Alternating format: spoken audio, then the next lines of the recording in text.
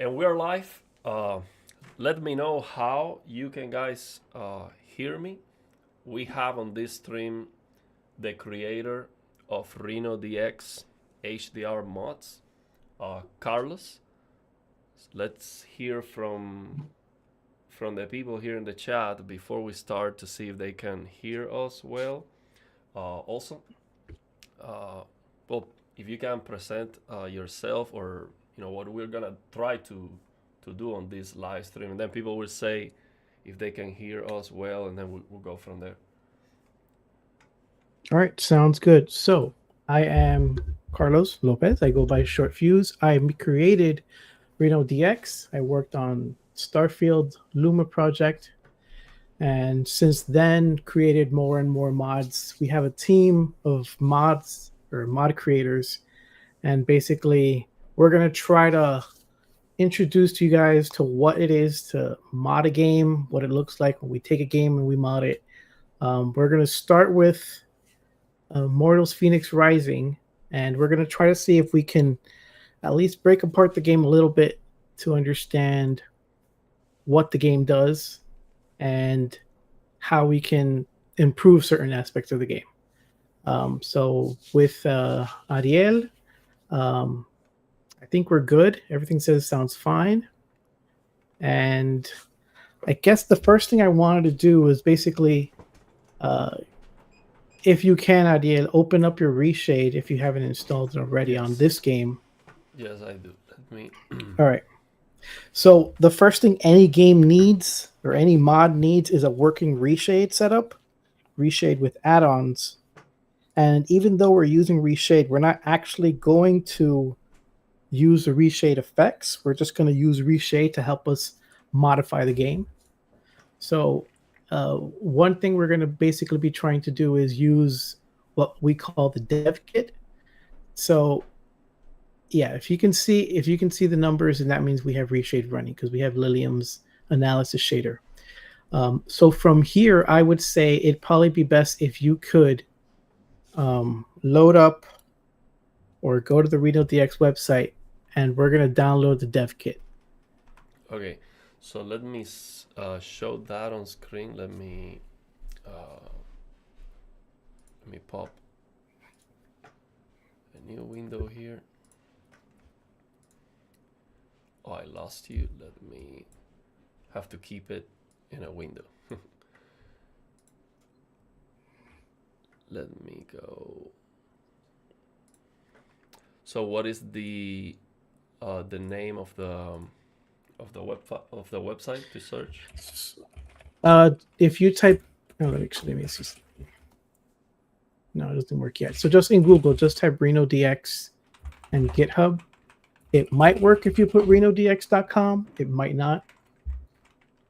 No, it's not going to work. So just type RenoDX and GitHub, and you should find Short Fuse RenoDX renovation engine for DirectX games. Yeah. Okay, so let me show this on screen. Window capture here.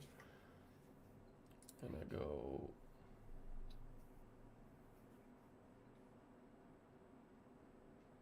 This one. Go okay. So now you can see this. Okay. So now, just want me to download. All right. So if you're on the page, then you're going to see basically 4 links. One of them is contributing. The second is a list of mods. After that, there's 2 utilities. One is the dev kit. The other is the shader decompiler. But for now, we're only going to play with the dev kit. So you're going to see RenoDX dev kit add-on 64. And then that's the file we want to put in the same location where you have reshade installed for that game. And when reshade loads that dev kit, then it'll give you the ability to basically take a dev snapshot. Okay, so I'm going to download this and then unzip this on the games installation folder. Yeah, it's not even zipped. It should just be a loose file. So it might give you a security warning. Yeah.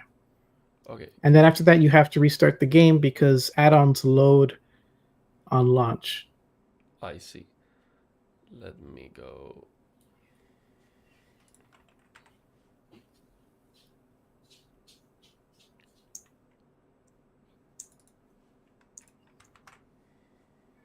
Okay.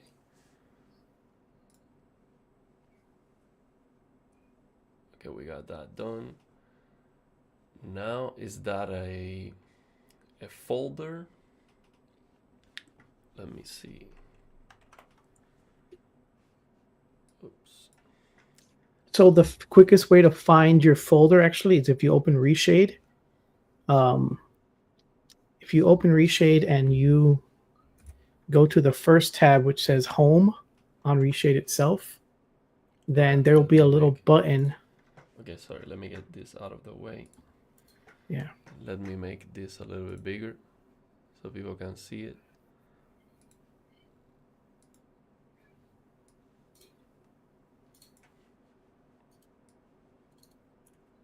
Okay, so here in Reshade, add-ons, and then here I search the path. No, so I'm actually on the home on the left. See if I can zoom in and see it better. But on the first tab on home. Home, yeah, I'm here. Okay, so then there is, where it says add-on search path, there's a little button you can click. And when you click that button, search path, okay. Yeah, that little button will open up the window, and that normally is the window where you're going to put the add-on file. I see. Or I can just copy and paste the full path right here where the add-on is. Let me. Yeah, but it's not an effects. It's an add-on, so you're gonna have to restart. Yeah, I guess that works too. Yeah, you have to restart the game. Okay, let me try that. Let me open this folder. Get this out of the way first. See if I can open a window here. So the nice thing about a game that already has HDR is you will not have to deal with stuff like the swap chain, modifying textures. Hopefully, you don't have to do any of that. What is the name of the folder? Dissect TMP? No. It should be after you download it in Chrome. It should have. It should just be the devkit. So RenoDX devkit.addon64. So that file has to go where all the other, where you would put the major pain, the cactus add-on, anywhere you would put the add-ons. Okay, I see. RenoDX devkit. Okay, so for the add-ons path, I just need to. Do I need the name of the RenoDX? I usually just drop it in the same folder, so it just picks it up. It should load it. Okay. Yeah. So let me go here to the add-ons tab, and then here on the path, I'm going to. Well, it actually doesn't work. So I would have to. Okay, just select. Yeah, that is selected already. So just close the game and open it again. Yeah. Okay, so let me do that here. Just close the game. Now I'm going to open the game again.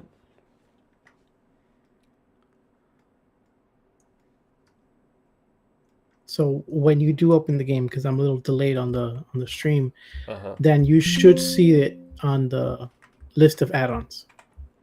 Okay. Okay, it's opening right now. And if you go to add-ons and you see it says devkit, then it has loaded. There's only a small issue with the window itself has to be dragged over, because it will be like a little tiny 10 by 40 pixel box that has to be dragged over. Okay. Okay. And we'll try our best to read the comments during the stream. Let's try to get this started. So the game is opening right now. It takes a moment. This one loading. Yeah, this will stay on YouTube, of course, after we finish the stream. and we'll try our best to try to understand as much as we can on this stream, but there is a lot to unpack. So let's see what we can do. Yeah, it's just getting familiar with setting up the dev kit, understanding how the add-ons work, understanding what shaders are, and then how we can modify those shaders, how we can dump them, and then how we can selectively decide we don't want some shaders to run. And that's kind of it's very generic in terms of modding. I just always use it for HDR. But if you want to do something like I don't like the bloom, or you want to change the color of something, some effects, some UI thing you don't want, then that's something you can control too. So you can remove the UI like we can do with the shader toggler. Yeah. So then shader toggler is kind of similar, but shader toggler is basically it doesn't modify any of the shaders. So at this point, if you have the game running, then if you were to press home, then you should be able to see the add-on. Yeah. So it says there were errors loading some add-ons. Check the log for more details. Okay, so which reshade version are you running is the other question, because you do need reshade 641, but the log will tell you, the log will tell you that it couldn't load it for whatever reason. But if you're getting an error, that means it tried to load it. And if it tried to load it, it's probably the old reshade. Okay, let me try that. Let me close this. And let me update the reshade. So I have the 6.4.1 reshade with full add-on support. Yeah. Let me...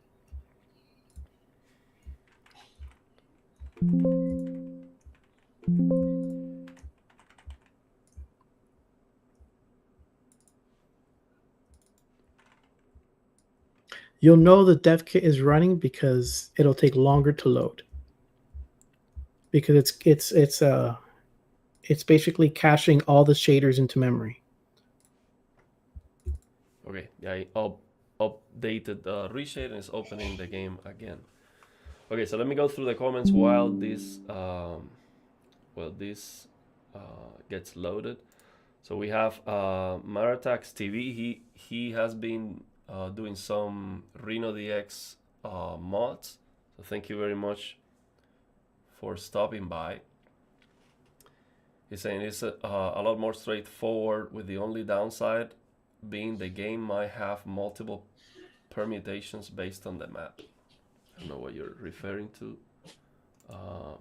So he's saying before that, you don't have to mod the lot builder. You can just turn map pass and overpost. Yeah, well, we'll explain all that. It sounds like gibberish for now, but we're so used to it, we speak our own language basically at this point. Okay, yeah, I don't even know what he's talking about. So I'm starting from zero, exactly like all of you in the chat. So the goal is to learn this together and to create an army of HDR fixers. That's the goal. So I will try to learn here live in real time, and then I will try to put it together on videos so more people can learn this. Because the thing is, even Carlos was saying on the other stream, he doesn't want to be working on every single game, even the games that he plays himself. He much rather just open the game, and by the time he downloads the game, oh, there is a mod already. It's done, and he just has to just get it working, and you don't have to struggle every single time. So you have more people working on mods. So let's see if now this works. Yeah, here it is, RenoDX Dev Kit. So that's the first step done. I will have at the end of the stream, I will have a link in the description of this live stream, so you can go and download first this RenoDX Dev Kit. Okay, so what do we do from here? There's this very tiny triangle you see under HDR analysis. That is the actual window. So you're going to drag that little triangle onto next to where it says about. It's like a triangle. It's a little. Like this? Wait, I got you off. Wait, let me see why you got off screen. Give me a second. Give me a second. I lost you.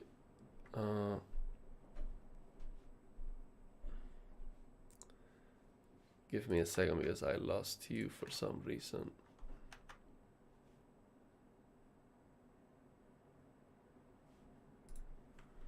Wait, we lost Carlos.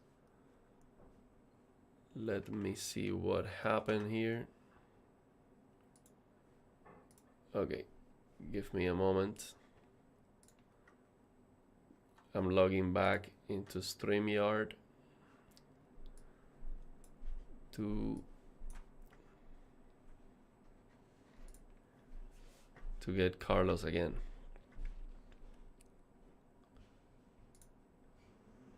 Okay, Carlos, I lost you for some reason. It seems like I closed the window. Can you? Oh, he popped out of the stream. Okay, I can see you now. Can you hear me? Can you hear me now? Can you hear me, Carlos?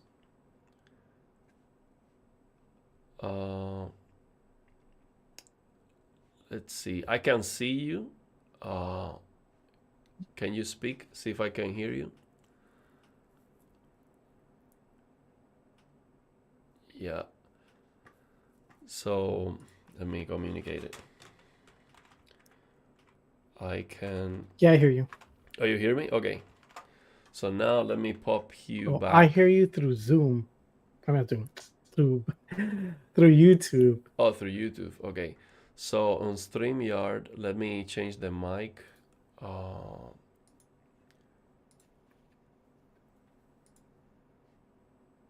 I'm listening to YouTube, so I can't hear you. Yeah. So can you hear me now without YouTube? See, I changed the mic.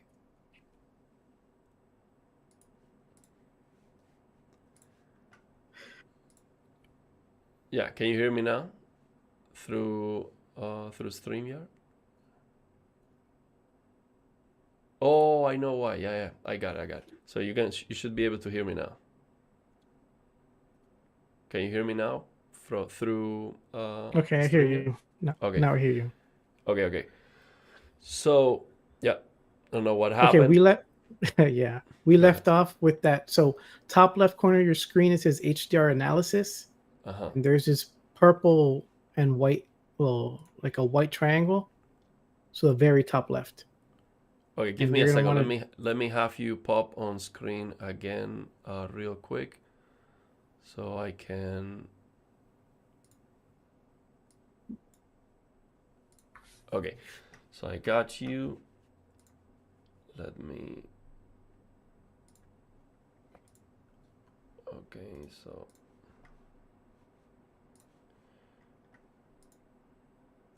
Give me just a second to pop this again. So this is a StreamYard.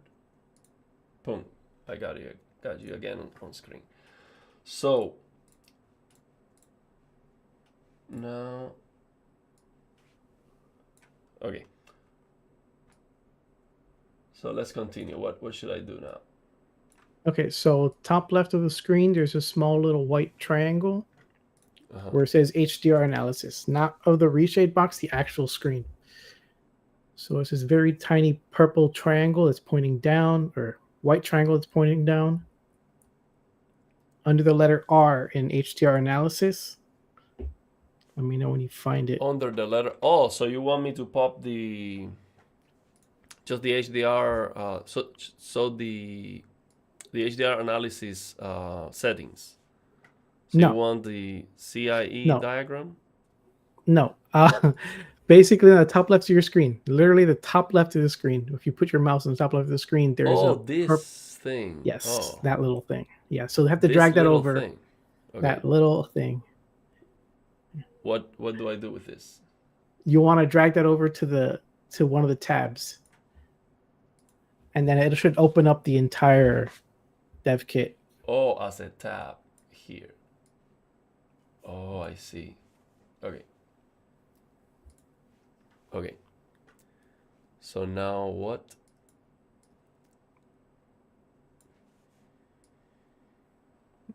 You should be able to see if you drag it to the top, it comes up as a tab, Mm-hmm. and then it should say devkit. It should say snapshot. Um, hopefully. It says type, ref, info, reflection, Okay, so good. So now snapshot. you, Okay. yeah. So you want to press the button that says snapshot.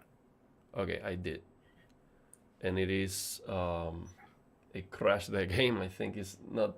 Or it's just really slow. It probably Oh, didn't. it's I low. mean, Okay. Okay, good. it might take a while. If it's the DirectX 12, it's gonna take a while. The other thing you notice, it says it has 7,915 shaders. Uh-huh. So that is all the shaders are in memory. You can click dump shaders after you hit reflection, and then you should get, basically it's gonna dump every shader in the game, and you can then start working on them if we Okay. So choose. dump shaders. This. Yeah. So the other Okay. thing is you don't want, ideally you don't want to mess with okay, so I see you have it on the screen. Ideally you don't want to mess with uh, frame generation and DLSS, because it kind of makes the work a little bit harder. I can turn off anti-aliasing on this game. You want me to do that? No, it should be fine. If you got the snapshot, it should be fine. So then once you dumped all the shaders, it'll say you don't have any more shaders left to dump. And then at this point, we are looking at the snapshot. So if we go, and you can probably scroll that snapshot all the way down and see how many times it draws. So wait, it says here dump shaders 0. Yeah, that means everything has already been dumped. So there's nothing Okay. new. Okay. Okay. So what should I do now? So if you scroll down that snapshot to all the way to the bottom, each one of them is numbered. And that is basically how many different draws the game does in one frame. So older games might do like 30, 40. Newer games might do like 2,000 in one frame draw. So some games are obviously going to be harder to mod than others. Ideally, if you can get a situation in the game where it doesn't do a lot of drawing, like the startup screen or something simple like that, then you're not working with a lot of shaders. All you really care about is the shader that modifies the end. So if you were to scroll all the way to the bottom, one of the last ones you'll see is when it writes to the display output, which we call a swap chain. So let me ask you, when we do this, is this a situation like the shader toggler where if what you want to change is not currently on screen, then you will not see it? So for example, if there's no HUD elements and you want to remove the HUD and you start, you turn it on, it will analyze the shaders that are present, but it's not there, so then you cannot modify it. So if, for example, there's a game that I was playing, this Rise of Running, that the HDR was good until I got to a specific snow scene where I was seeing this green tint and this issue. So if I do this at the beginning of the game, I'm not gonna see that to modify that, and I will still encounter that issue when it.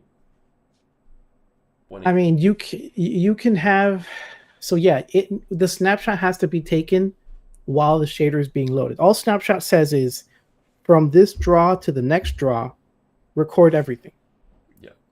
But when you're doing shader dumping always runs. So it'll load in memory every shader. So you might, for example, I noticed some games might have shader compilation stutter because it'll do its shader compilation at the beginning of the game. The dev kit will say it detected 13,000 shaders, and supposedly a game that's well designed has compiled every shader before you start the game. But then I'll load a level and the dev kit will say it detected 500 new shaders. So what does that mean? That means that they didn't put all those shaders inside the compilation, and you risk shader compilation stutter because it'll always be tracking it. Now the snapshot is exactly what it sounds like, which is from point A to point B, which is when it presents to the next one, which is why I say don't use frame gen, because it kind of screws up the number of presents because it multiplies it by 4 or whatever with multi-frame generation. But if there's no frame gen, then you know this is how it started and this is how it ended. The other view you have here is the one with like the floppy disk under it, and that is just the shaders. So then that's more similar to shader effect toggler. And then you can see all the pixel, vertex, and compute shaders. So for what we normally want to do, we only care about probably the compute shaders and even just maybe the pixel shaders. So if you were to click, I'm a little bit lagged on this, but if you were to click the floppy disk, then you would see it. Just let me know if you're looking at that list. I'm looking at that list right now. So then that will tell you all the shaders that have executed in just 1 second, in one frame, not even 1 second, one frame. I'm just waiting for it to catch up on stream so I can see it.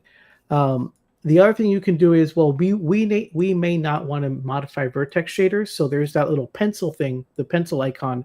And there we can say, okay, I don't want to see vertex shaders. I don't want to see, I think vertex shaders is the ones you don't really care about for now. So that game has, I think, 12,000. That's kind of rough one. I mean, we kind of rolled the dice by looking at this game, but that's a kind of rough game to start with. Basically, when you click on any of the shaders, you will see on the right-hand side, after you move all the columns, you will get 3 options for the shader itself, the disassembly of the shader, the decompilation of the shader, and your version that you're modifying. So where do I see that? Here on the snapshot, on the shaders, or?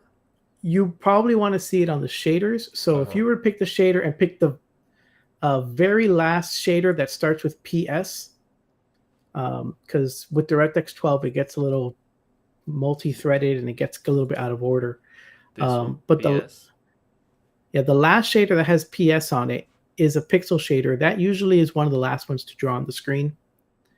So then when you click that shader on the right, it'll show you basically the decompilation, the disassembly of that shader. So that is the shader as understood or as sent more or less to the graphics card. But that's not something that we as humans generally want to read. So when you click on one of the shaders, you want a shader that has a snapshot, because so basically you want it to be part of the snapshot. So when you click a PS one, pick one that's part of the snapshot. And then if you widen your devkit window, you should see on the right some of the disassembly.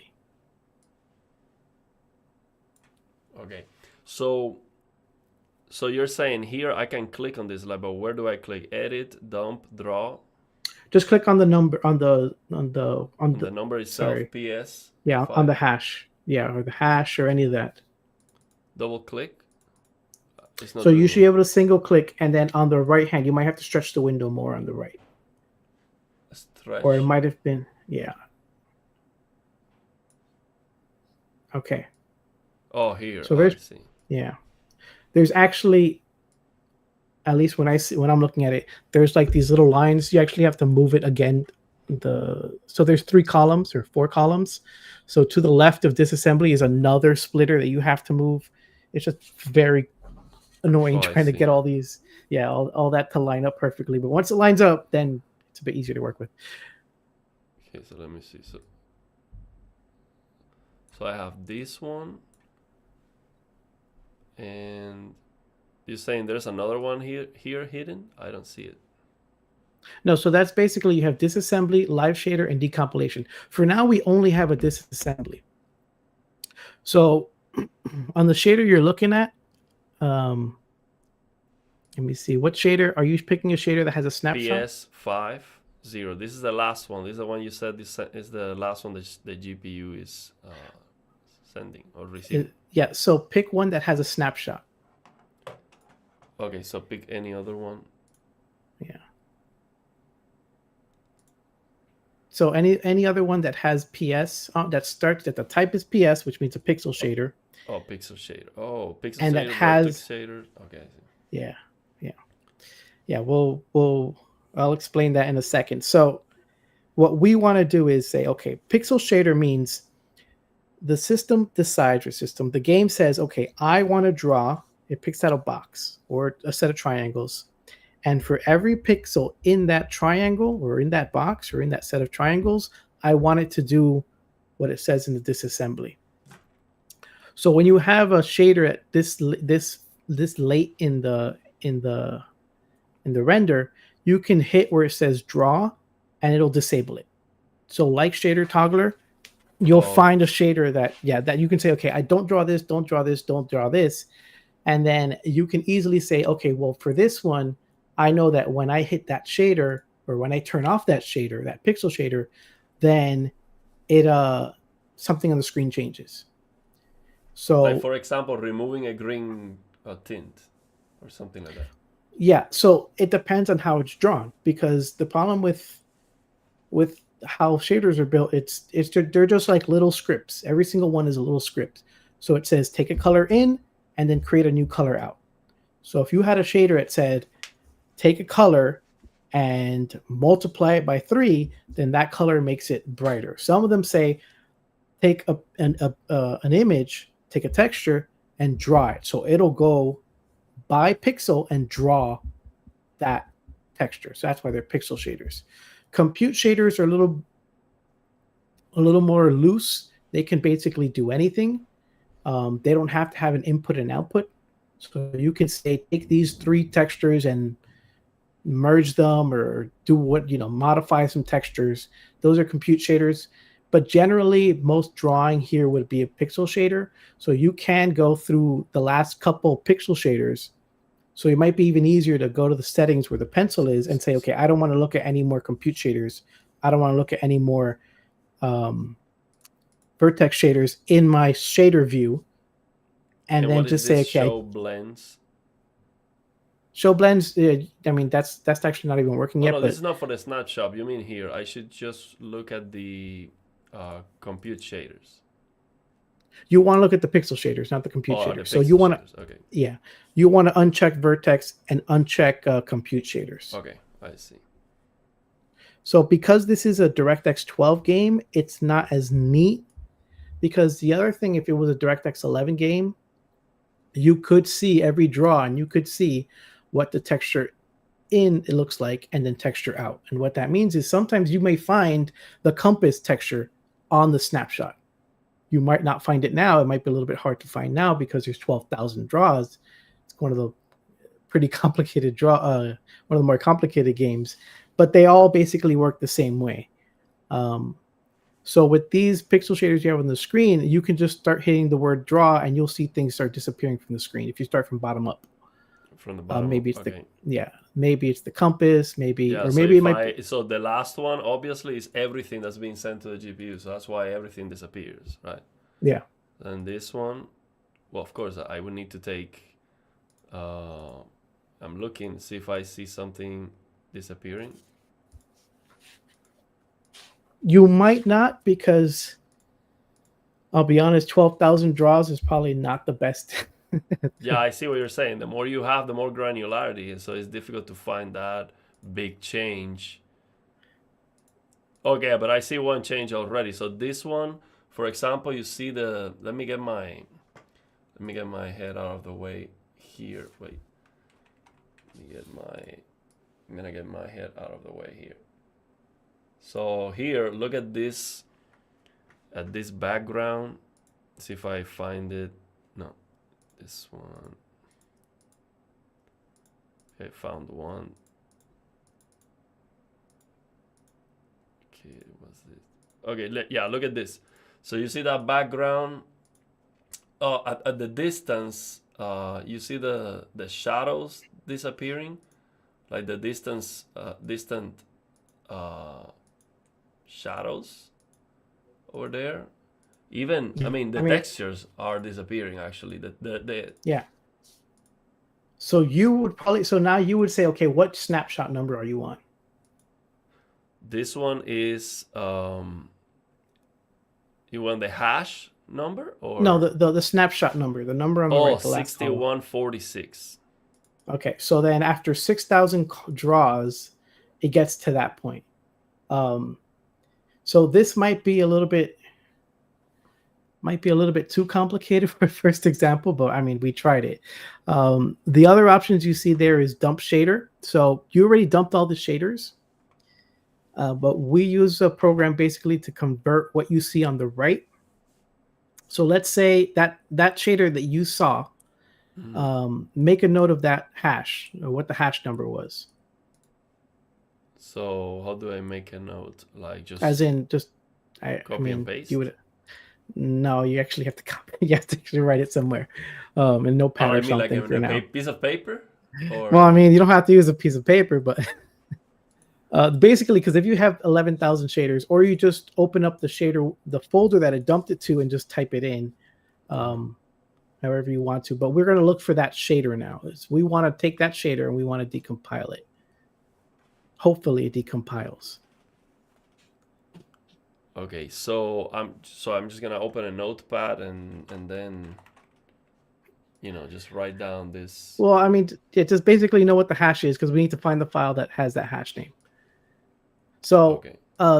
Now what you want to do is you want to go to the folder. I don't know if there's a fast way to open the folder and reshade. Basically, you want to go to the folder where the add-on is, and you will see a folder called RenoDX Dev. Okay, so I'm gonna open. So I already copied the hash of the shader. So now you want me to go to the game folder? Yeah, go to the game folder, go to RenoDX Dev. Or there should be a folder called RenoDX-Dev. Okay, hey, I see a dump, and now search for that one. That's basically 03 F393 03 1 2 3. Oh well, they are organized. 03 F 03 F Okay, so here 03 F 393. All right, so take that file and put it into another folder, just because it'd be easier to work with. So make a temp folder somewhere on your desktop, or somewhere that's not with those thousands of shaders, because it's just going to be confusing to work like that. Okay, give me a second to find it. So it's 03 F.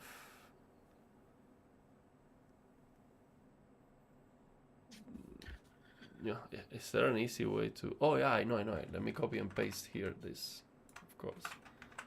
I have a search bar here. So it should... Yeah, here it is. So now I'm gonna copy this this shader, just copy it somewhere else. Yeah, so you see the shader ends in CSO.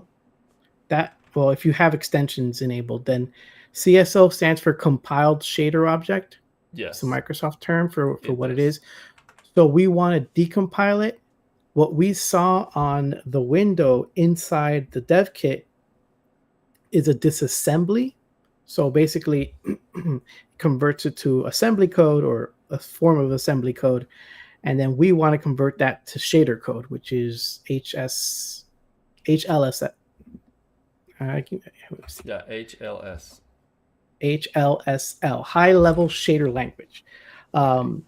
So I already wrote a decompiler for shaders that are version 6. I have not written a decompiler for shaders that are version 5.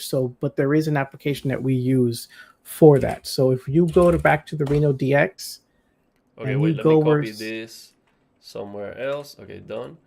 So now I'll go back to RenoDX folder. The website. Oh, the website. Okay. Yeah. Go back to. So when you go to the website, go to contributing. Give me a moment. So we are here. Oh, I think I closed it. So I thought I didn't need that again. Let me search for it again.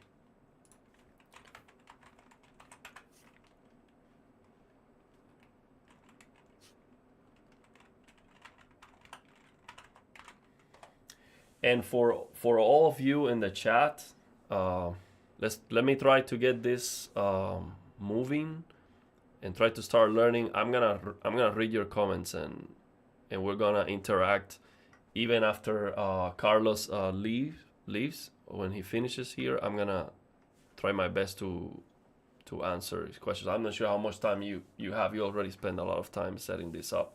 Thank you very much for I your can hang out for a little patience. bit, but Okay. yeah, it's been a while. Yeah. I'm sorry. I mean, I've never done this before. I wanted to have it in Yeah, I HDR to mean, see.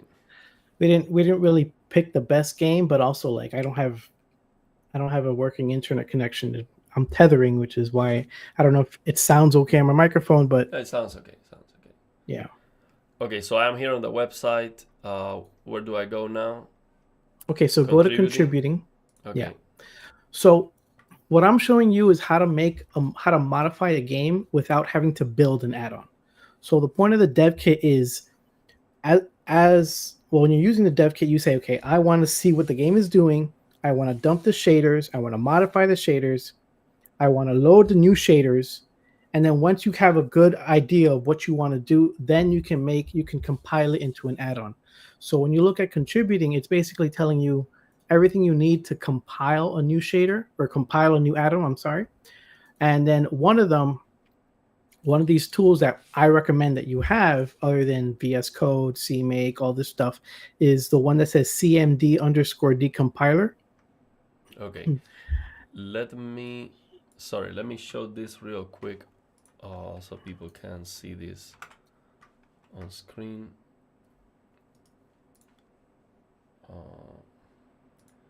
So this is the RenoDX GitHub. Okay, this one. Okay.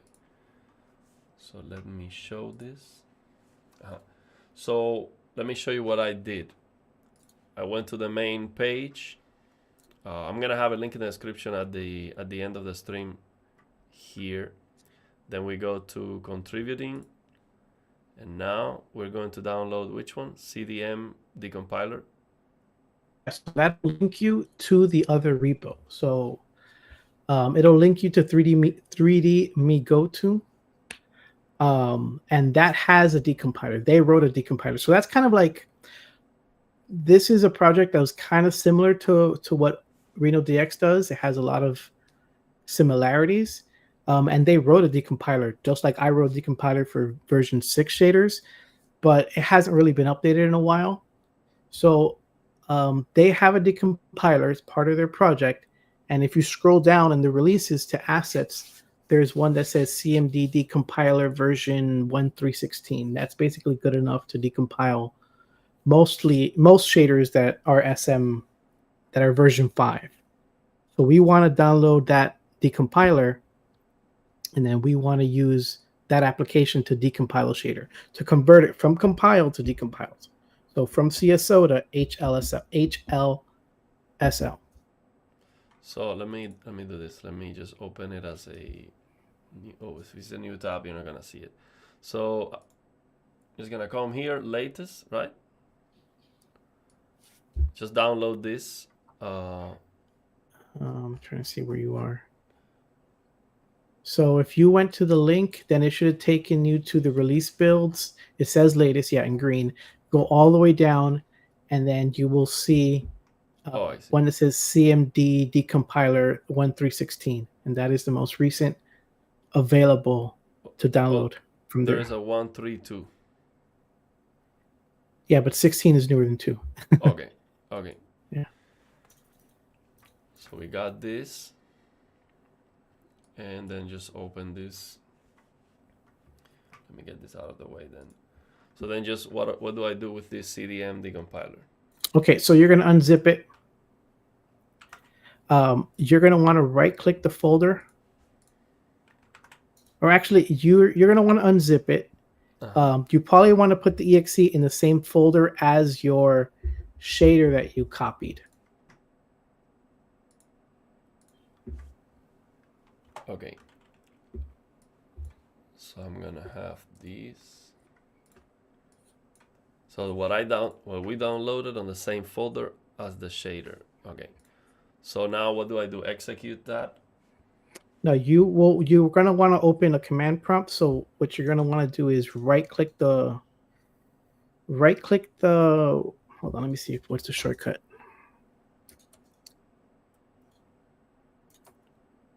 All right, if you right click the folder, an empty space in the folder, show more options, and then you'll see something that says open in terminal. Open in terminal. So that shows Yeah. the, okay, let me Command, show this window too. So this would show the terminal. So now these, let me see if you can see this on screen. So this is like, it looks like a black screen. Yeah. Why it's not showing no, this is not working right. Maybe because it's like low level. It's not like a window. It's a terminal. It's like a PowerShell. So what you have to do is just right click and open in terminal, that folder where you have the zip that we downloaded and the shader that we copied from the folder on the game, from the RenoDX folder that was on the game installation folder. So now what do I do with that? Okay, yeah, I can't see it. So then you want to basically type CMD and then press tab and it'll complete it for you. So at that point, it should say CMD or it should say Decompiler XC. Yeah. So if you press enter, it'll run it, but it's not going to do anything because you haven't said what to decompile what. I'm doing it the very long way because the way we do it normally is we can decompile all 15,000 at a time and we wait the 3-4 minutes or however long it takes. But in this case, we just want to do one at a time so you understand what we're doing. So press up on the keyboard again. So it says cmd decompiler.exe space hyphen capital D. Wait. Let me try to have this on screen. How can I do this? This is not a window. I'm just going to show my screen. I'm going to share the screen instead. So let me display capture here so you can see these.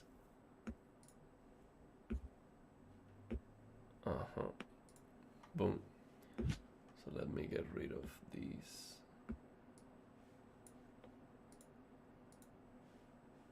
No, this is gonna be a mess. Let me share the other one. That's 90D. Now let's see what you get. Okay. Now. Okay. So now you can see what I'm doing here. So let me just show. I have this folder. In this folder, I copy the shader that we got from the game.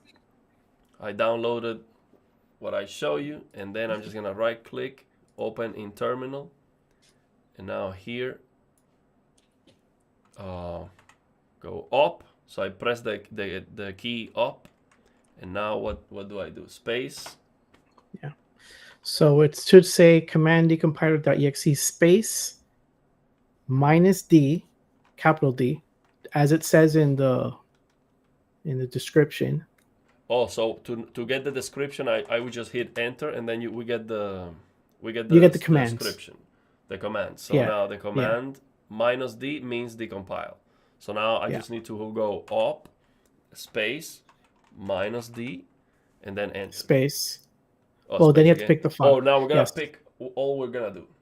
So press 0 and then tab because it'll be the CSL file. So -D. Why press 0? Because it's the file begins with 0x. Oh, 0x3. Okay. And then once you press tab, it finishes it for you. Oh, I see what you're saying. So -D space 0, and then when I press tab, it's gonna finish it for me. Okay. So let me ask you, if I have more, then would it select all of them if I do that? No. So the way we normally do it is we have a script, and the script would basically say, you would write in the script what the folder is, and you would say in the script where your decompiler is, and it would just decompile every file. So normally what I do is I will dump every 20,000, 10,000 shaders, and then I'll go to my script and say, okay, decompile everything in that folder. So I just decompile everything inside the dump folder, but it would take 5 minutes, however long it would take to do all those shaders. But in this case, we only want to do one. But that's like scripting. I mean, there's scripts that we have on the Discord. We have a bunch of different scripts to basically do the same thing. And at that point, it's like, okay, then everything's already decompiled and you're not doing it one by one. But this is just to show you what we're trying to do at a single level, and then we'll discuss how to make it on a larger level. And yeah, I see. So we get the idea. Okay. So now I just hit enter. Yeah. Okay. So hopefully it decompiled without errors. I hope. Well, it just finished decompiling. And it should have made an HLSL. Yeah, it did, file. And it saved that in this folder, in the same folder. So here it is. It says D3. Oh yeah, it's the same name of the file, but now instead of being .cso is .hlsl. Yeah. So what we want to do now is go back to the game. So close this. You don't have to close it, but we're gonna ask the game to build a folder where we can actually trying to think what's easier. All right, so go to the game, press where it says load shaders, and it'll say 0. But when you hit load when you go in the dev kit, there's a button that says load shaders. We haven't actually set any shaders inside the folder it's going to load from, but because we hit load shader, it's actually going to make the folder for us. So now after we hit load shaders, we can now drag that HLSL file that we made or we decompiled and drag that into the live folder. The live folder is right next to the dump folder. So if you can get to the dump folder, then you want to move that copy that HLSL file into the live folder. Okay, so I have this load shaders tab right here. It says 0. So how do I load that file? Well, when you click it, nothing will happen, but it'll make the folder. Oh, but once you click it, folder on the game's installation folder. Yeah. And I just need to copy this there. Okay. So I'm just going to copy this new file, this new HLSL file that was created. Copy that into the game's installation folder. Okay, I see. So now inside the game's installation folder, there's the RenoDX dev folder. Yeah, and you want to go inside that folder. A new folder was created that is called live. So inside that folder, I'm gonna copy this new decompile shader, and now this should be loaded now here when I click load again, or no, I go. So when you hit load, when you go to the game and you hit load, it's gonna mark it up as green, saying it's been loaded with a custom shader. So I see now it says file and there's a custom. Yeah. Is it green? It is red. It's red. That means it didn't take the shader.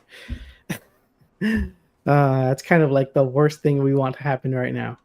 But essentially, if you were to click on the different one, so would that happen with a different one? It depends how complicated the shaders are. So if you were probably take that last shader, that OXD9 D9864 or whatever that shader is, the last one, that one might be simple enough. The one before the last one? The one that says the last snapshot. So the last one with a snapshot number. Oh, I see. Yeah, this one. So let's. Why it failed? One. There's a probably it's something with the decompiler that didn't end up working right. Okay, I can do it fast now because I now know, and this would serve as a quick summary of what we've done so far with that part. So what I'm gonna do is I'm gonna open a notepad and I'm gonna copy exactly the name of this. Or This you is can the search, or you last. can search for it. You can search for it in the the dump folder. Just type that in. It Yeah, yeah, depends but if you can. but so I have it on. So I have it on site now. If I get out of the game, then I don't see it. So it's too Okay. long for me to remember. So what I'm gonna do is I open a notepad and I'm gonna copy this 0x D9 D98 640. And now I'm going to copy that and I'm gonna go to the game installation folder. Then I'm gonna go to the RenoDX folder, dump folder, and then there on the search dump, I'm gonna paste that, and it immediately finds the shader that we're looking for. Now that shader, I'm gonna copy that shader to the folder where I unzipped the decompiler that we downloaded from GitHub. Mm-hmm. And now I'm going to right click inside the folder. I'm gonna right click, open in terminal. Then I'm gonna go up, and it is showing. Let me now share the screen again. I'm gonna share this screen again. Okay, so you can see this. So I'm going to tell you that shader, just by looking at the assembly, all that shader does is draw textures black. But it's not going to do any. We're modifying it. I mean, it's a simple shader, so you can modify it, but you're not going to see really anything different. But I can see it in code. I can see it says take all those 4 outputs and just return black. And I'll explain it. When you open the decompilation, you can see it. It's a bit easier to understand. Okay, so now this is the one I already decompiled. So what I have to do is go space -d space and then start writing down this 0. Yeah. Yeah. And then when I hit the If you press tab, yeah, it'll autocomplete if it can. If there's more than one file that starts with the same characters, it can't yes, autocomplete, so it won't. So so it just won't put do it. So then something, I would have to do it manually. at Minus least D and some then of it.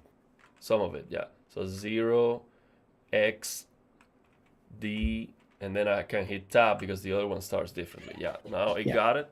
So I'm gonna go enter. So it is decompiling this new one. And again, for all of you in the chat, let me figure this out. I'm gonna read the comments and all of that later on. And so if you have any questions, I will go over them. But let's try to figure this out first. And of course, I'm gonna make a video summarizing everything once we figure it out. So just hold on. Thank you very much for stopping by. Okay, so is that that's done already? So you actually decompiled more than one file at a time, because if you notice, you put /d one file, /d another file, /d another file. So it actually lets you decompile multiple files in one command, which is fine, because the one that we need is the last one, the 0xD9 that ends in HLSL. I see. So you can drag that over or copy that over to the dump folder. Yeah, you this can is the load one I'm it. gonna copy. Yeah. I mean, I am looking at the chat, so. Okay. Yeah, I mean, you can answer questions and stuff too if you have the chance. Let me scroll up a little bit. So I'm gonna do the same for that one, so we can get it on screen. So what I'm gonna do is copy that on the RenoDX folder inside the game installation folder, and do the same. Mm-hmm.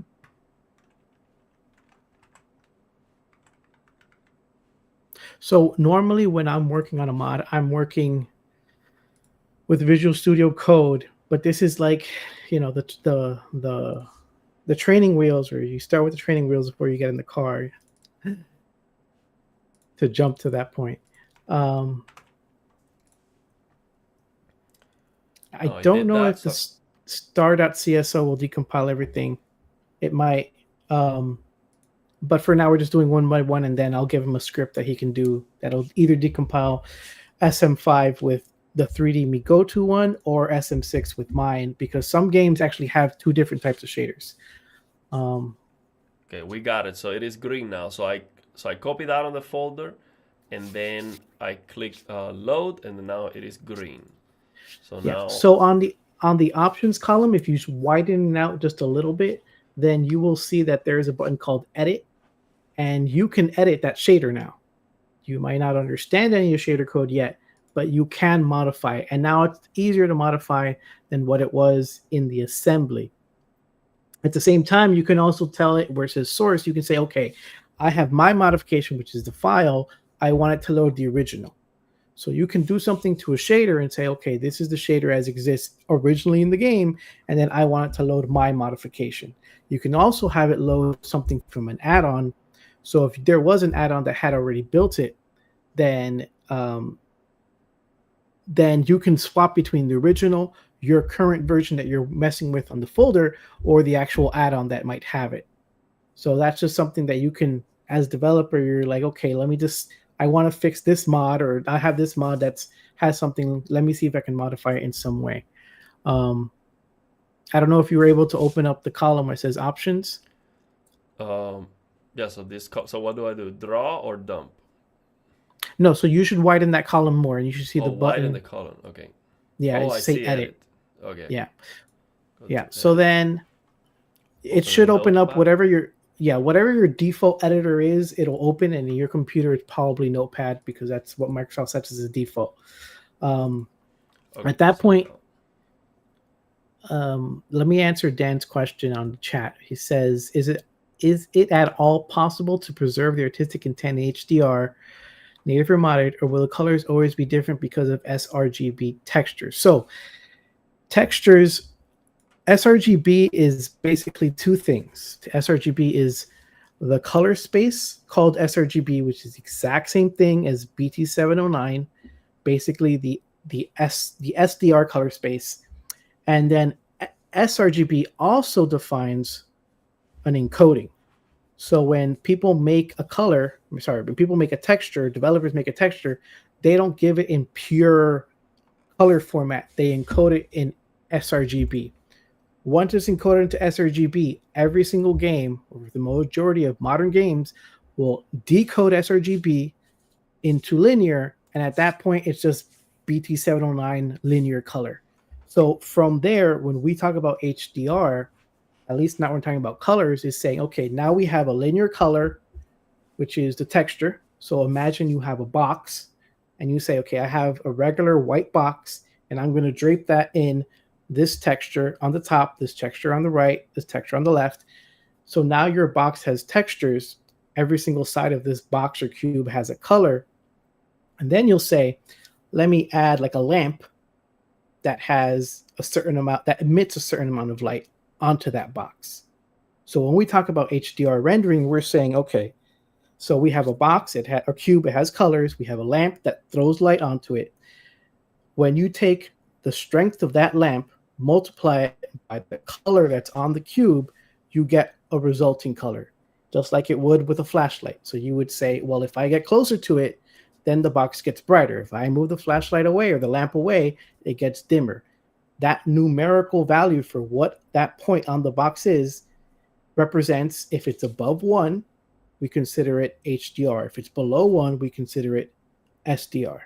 Sometimes we'll take that color and say, well, this color, because the lamp is 15,000, it could be as strong as the sun, then this color is so bright, we need to drop it down into 0 and 1, which is SDR range. So really, when you're talking about if the texture is made in whatever format, it ultimately doesn't matter. What matters is when you take your texture and you plug it into your lighting system, what ends up happening once you do all the math for all the lights that happen there, how many lamps, how many overhead lights, how many flashlights lighting up a piece of a 3D object, and you say, well, now this object is too bright for the screen, I need to tone map it down to SDR. Or you say, I'm going to not tone map it and just hope that the display is able to output the actual literal luminance of that box. I don't know if that answers the question, but that's kind of explaining some of the math involved. So in reality, when we're talking about textures, HDR is more, at least the way we do it, HDR is more uncapping luminance. We don't want it to be capped to SDR, and we want it to have the presentation of all our textures and all our 3D scene. We want that to be as close to the original as possible without having the limitation of saying, well, we just need to cut off all the numbers at once. I That's my want to answer that explanation. question a little bit more simple. If the HDR game looks completely different than the SDR, the developers didn't know how to implement the HDR correctly. For example, Dragon Ball. You see the SDR version of that game and the colors look correct. Now you turn on HDR and the blue colors look purple and everything looks all messed up. That is not the artistic intent. Learning how to fix the games, doing what we're gonna learn how to do, we can actually preserve the artistic intent that the developers themselves could not preserve when you turn on HDR. So it's Yeah. very, very simple. Now the other case scenario is we simply don't like some creative decisions. Like for example, I don't like color tints. I think they look very ugly, especially when you have no perfect blacks. I am okay if they add a color tint, but you still have the contrast of the image. But when you have almost one nit near black with no perfect blacks, that makes no sense in my opinion. We can fix that too, and that might be an artistic intention that we don't want to preserve. At least I don't want to preserve that. So the answer is yes, we can preserve the artistic intent. And but on the other hand, if you don't like the artistic intent, then you can just get something that looks better. Yeah. The only reason, as I was saying, if you have sRGB colors, which means BT709, then you should almost never leave BT709, because where are those BT2020 colors coming from? You'd have to widen the color range so much that you go into BT2020 intentionally, which some games do. Unreal does that, or you just messed up the math because HDR is in BT2020, but SDR is in BT709. But if you don't convert it properly, then the red of BT709 doesn't match where it should inside BT2020. It sounds a little confusing, but basically, if you understand that a SDR is one triangle and then BT2020 is a triangle that's bigger than that. So HDR has the same triangle inside, it's just bigger. So you shouldn't, when you put that bigger triangle around the SDR triangle, you don't want to scale up or resize the SDR triangle. It should be able to fit inside the bigger This is what triangle. he's talking And about. These yeah, triangles right here. You see that smaller triangle? That's the SDR color space. yeah, yeah. So then that's kind of thing. If you just say, well, I'm going to make the SDR red and move it to the HDR red, BT2020 red, then that's not the same color. And unfortunately, in Dragon Ball Z, that's what they did. They just moved the red that's SDR, just moved it into HDR red. They didn't really do the math of saying, well, since the SDR triangle is smaller, what would its position be inside the HDR triangle? They didn't do that math. They just said, make this red the same as the other, and it looks all weird. So there has to be, like you were explaining the other day, there has to be like a hue shift in the colors to find the color that would perceptually match the creator's intent, but now on HDR. But if That's you actually just that's something else with the perceptual, which is saying, if I have red, so let's say I have a red piece of paper, and I say I want this red to be half as bright. When you say that red is half as bright, what does that mean to us? What does it mean to camera equipment? What it means to us, half as bright, it might not be the same as a camera equipment. So we say, okay, forget the triangle, forget the SDR triangle, move it into a triangle or a circle, however it's designed, how we see red, and then give me half that brightness. Then plug it back in. And when that happens, sometimes it might not be in the same original triangle it was before, but it looks accurate because that's how we think of half brightness. So then that's where we can sometimes get BT 2020. And then sometimes we just say, I want the color to have, I want there to be more color. I want to saturate it some more, which you can. And you're usually allowed some playing with some saturation, maybe like a 5-10%. And it's still the original artist's intention of color, but it wouldn't be as crazy as saturated as what Dragon Ball Z did, which is just the wrong color. We want to avoid the wrong color. Sounds good. So let's keep going. Let me pop this again back on screen, and let's see, what do we do now? Here with these, we can modify it. So yeah, so that shader, you see that shader has 4 lines. I'm trying to do it from memory, but that shader has 4 lines. One that says 01 equals something, 02 equals something, 03 equals something, 04 equals something. So that shader itself is modifying 4 textures at the same time. What you're looking at is it's saying float 4, if I'm not mistaken, means 4 channels. So the red channel, the green channel, the blue channel, the alpha channel. So in this case, it's saying, well, there's actually alpha, 5 outputs. What is alpha? Alpha is transparency.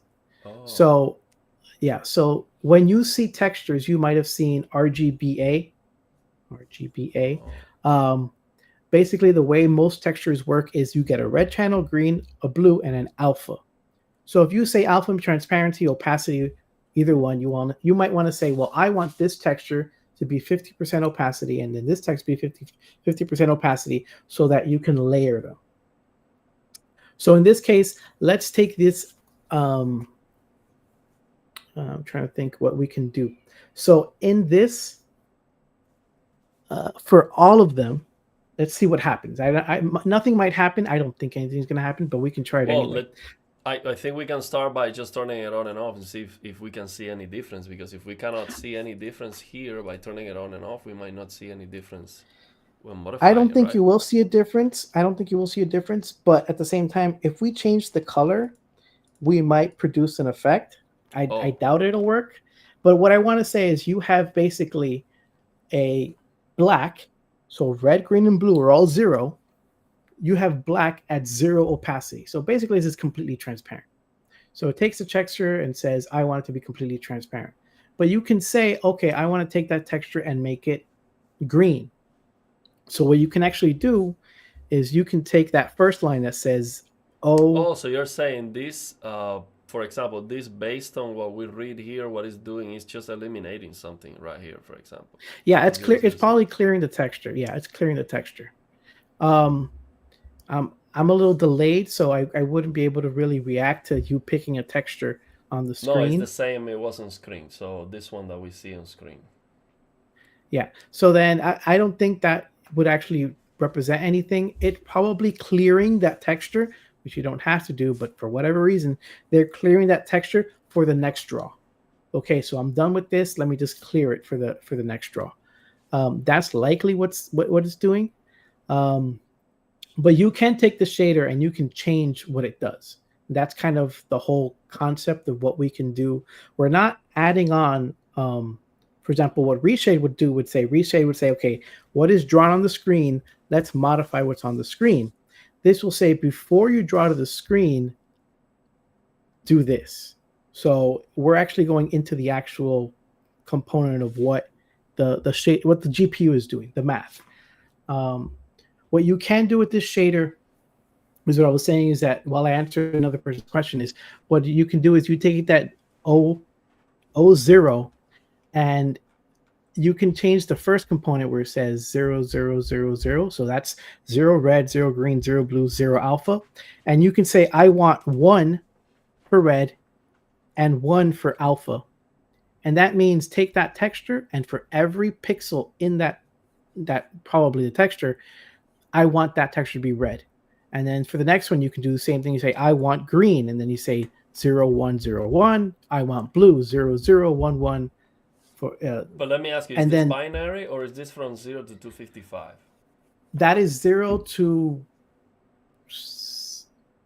65,000. So that is floating. See what it says float. Float means floating point. So it's decimal. You can put any decimal number in there. Oh, okay. So if it was an integer, then it would be int. But in this case, it's a floating it's a floating point. So you Oh, basically mean the floating point literally means the decimal point can float anywhere. So the way the computer encodes it says, well, there's a decimal. Well, it says here's the number, and the decimal point is 5 units to the right. That's what it means by float. It's a floating decimal point. Let me see what their question was.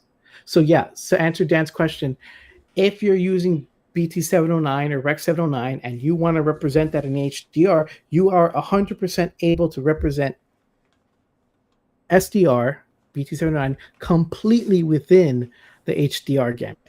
There's no reason why you can't do that. Um, Unfortunately, sometimes even in movies or video games, they feel like it's a waste, so they stretch it more than they should. But you can accurately, completely reproduce SDR within HDR, and that's actually how Dolby Vision works. Dolby Vision will say, "Well, I want it to be, um, I want this SDR image to be represented in HDR." So it's an HDR output, but it's just showing the SDR as accurately as possible. Um, there was another point that I was going to say, which is the other thing you can do is you might not also be limited to just drawing BT709. You could also, and they do this in the analog, the game consoles. They'll say, I want not BT709 D65, I want to represent BT709 D93, which is how they see it in Japan, which is that bluer color temperature. And using HDR, you can say, well, since HDR is bigger than SDR, I can actually show I can show D93, the Japanese or the Asian color space within HDR, using HDR to show something else without having to take your monitor and change the color space because it's so wide. And that's the idea of HDR being so wide. can you answer this question from Bruno? He's saying that about ACES purple color issue, so that from blue to becomes purple.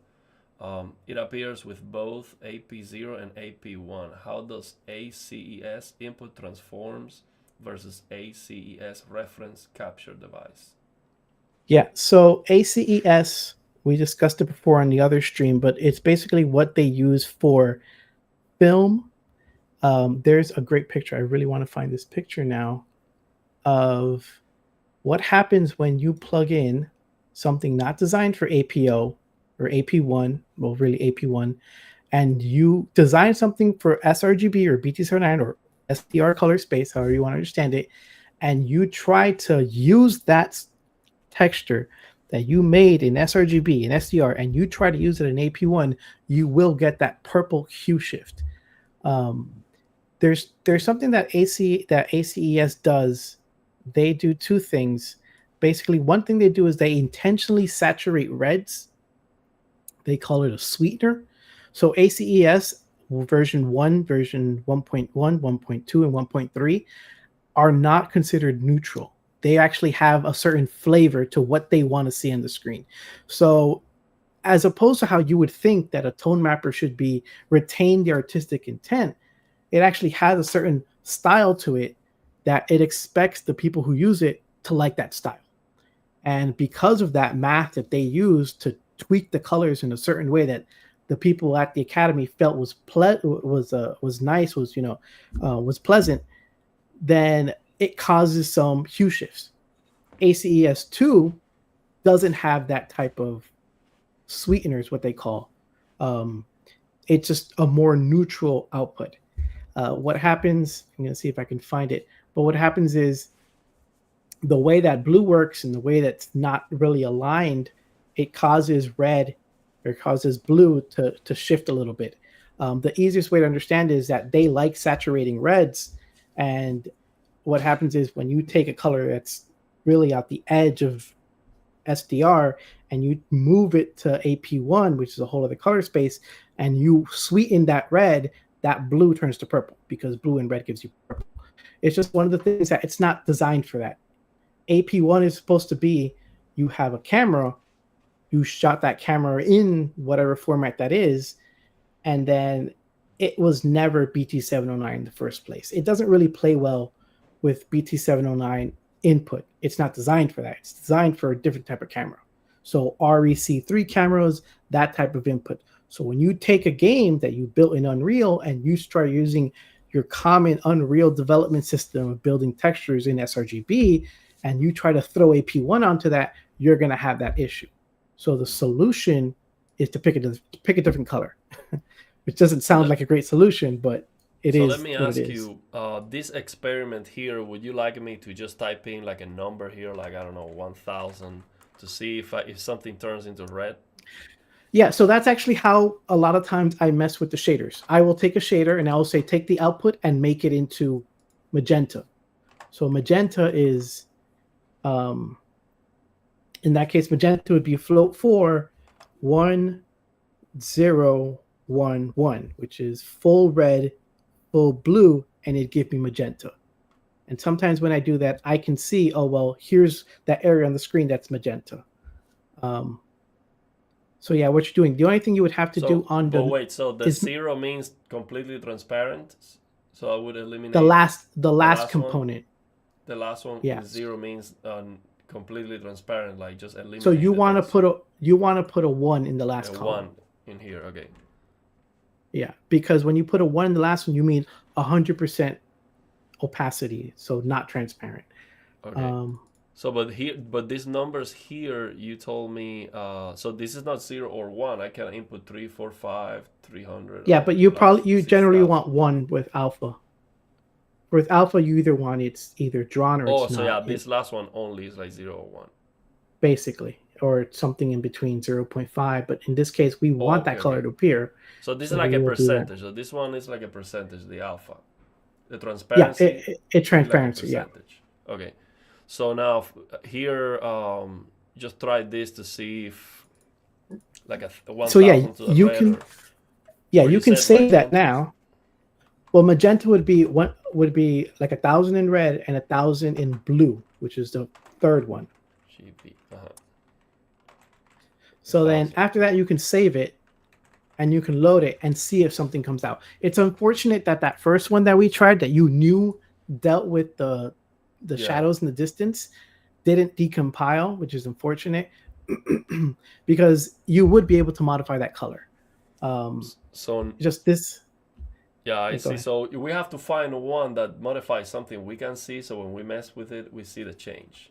We'll try to figure that out. So for now, after I saved that, so I did that, I saved it. Now, do I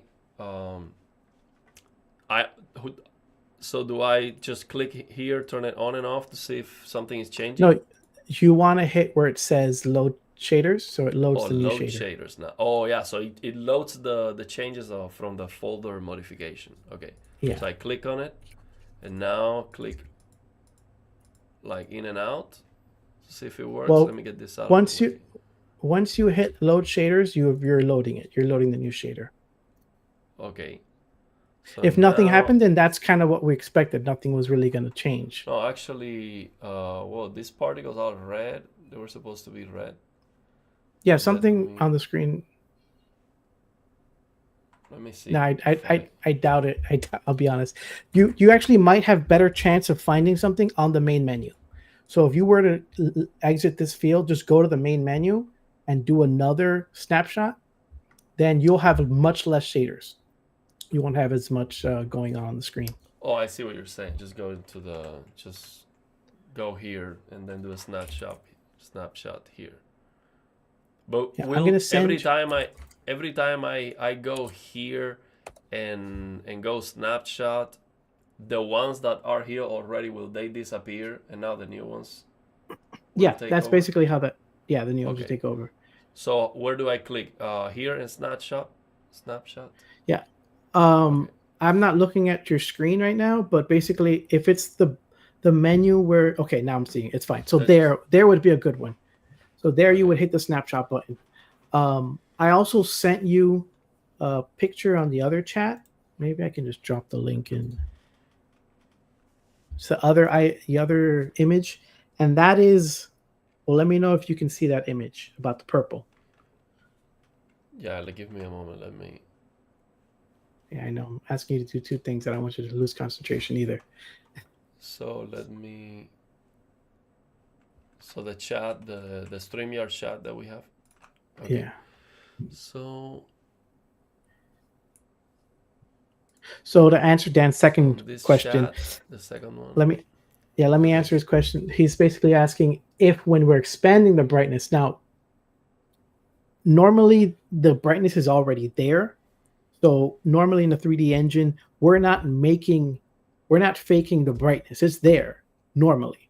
If we want to expand the brightness, there is something that happens um, in BT709, but it's kind of rare, which is you're talking about in the thousands that the color will shift, but generally it's not something that we would see.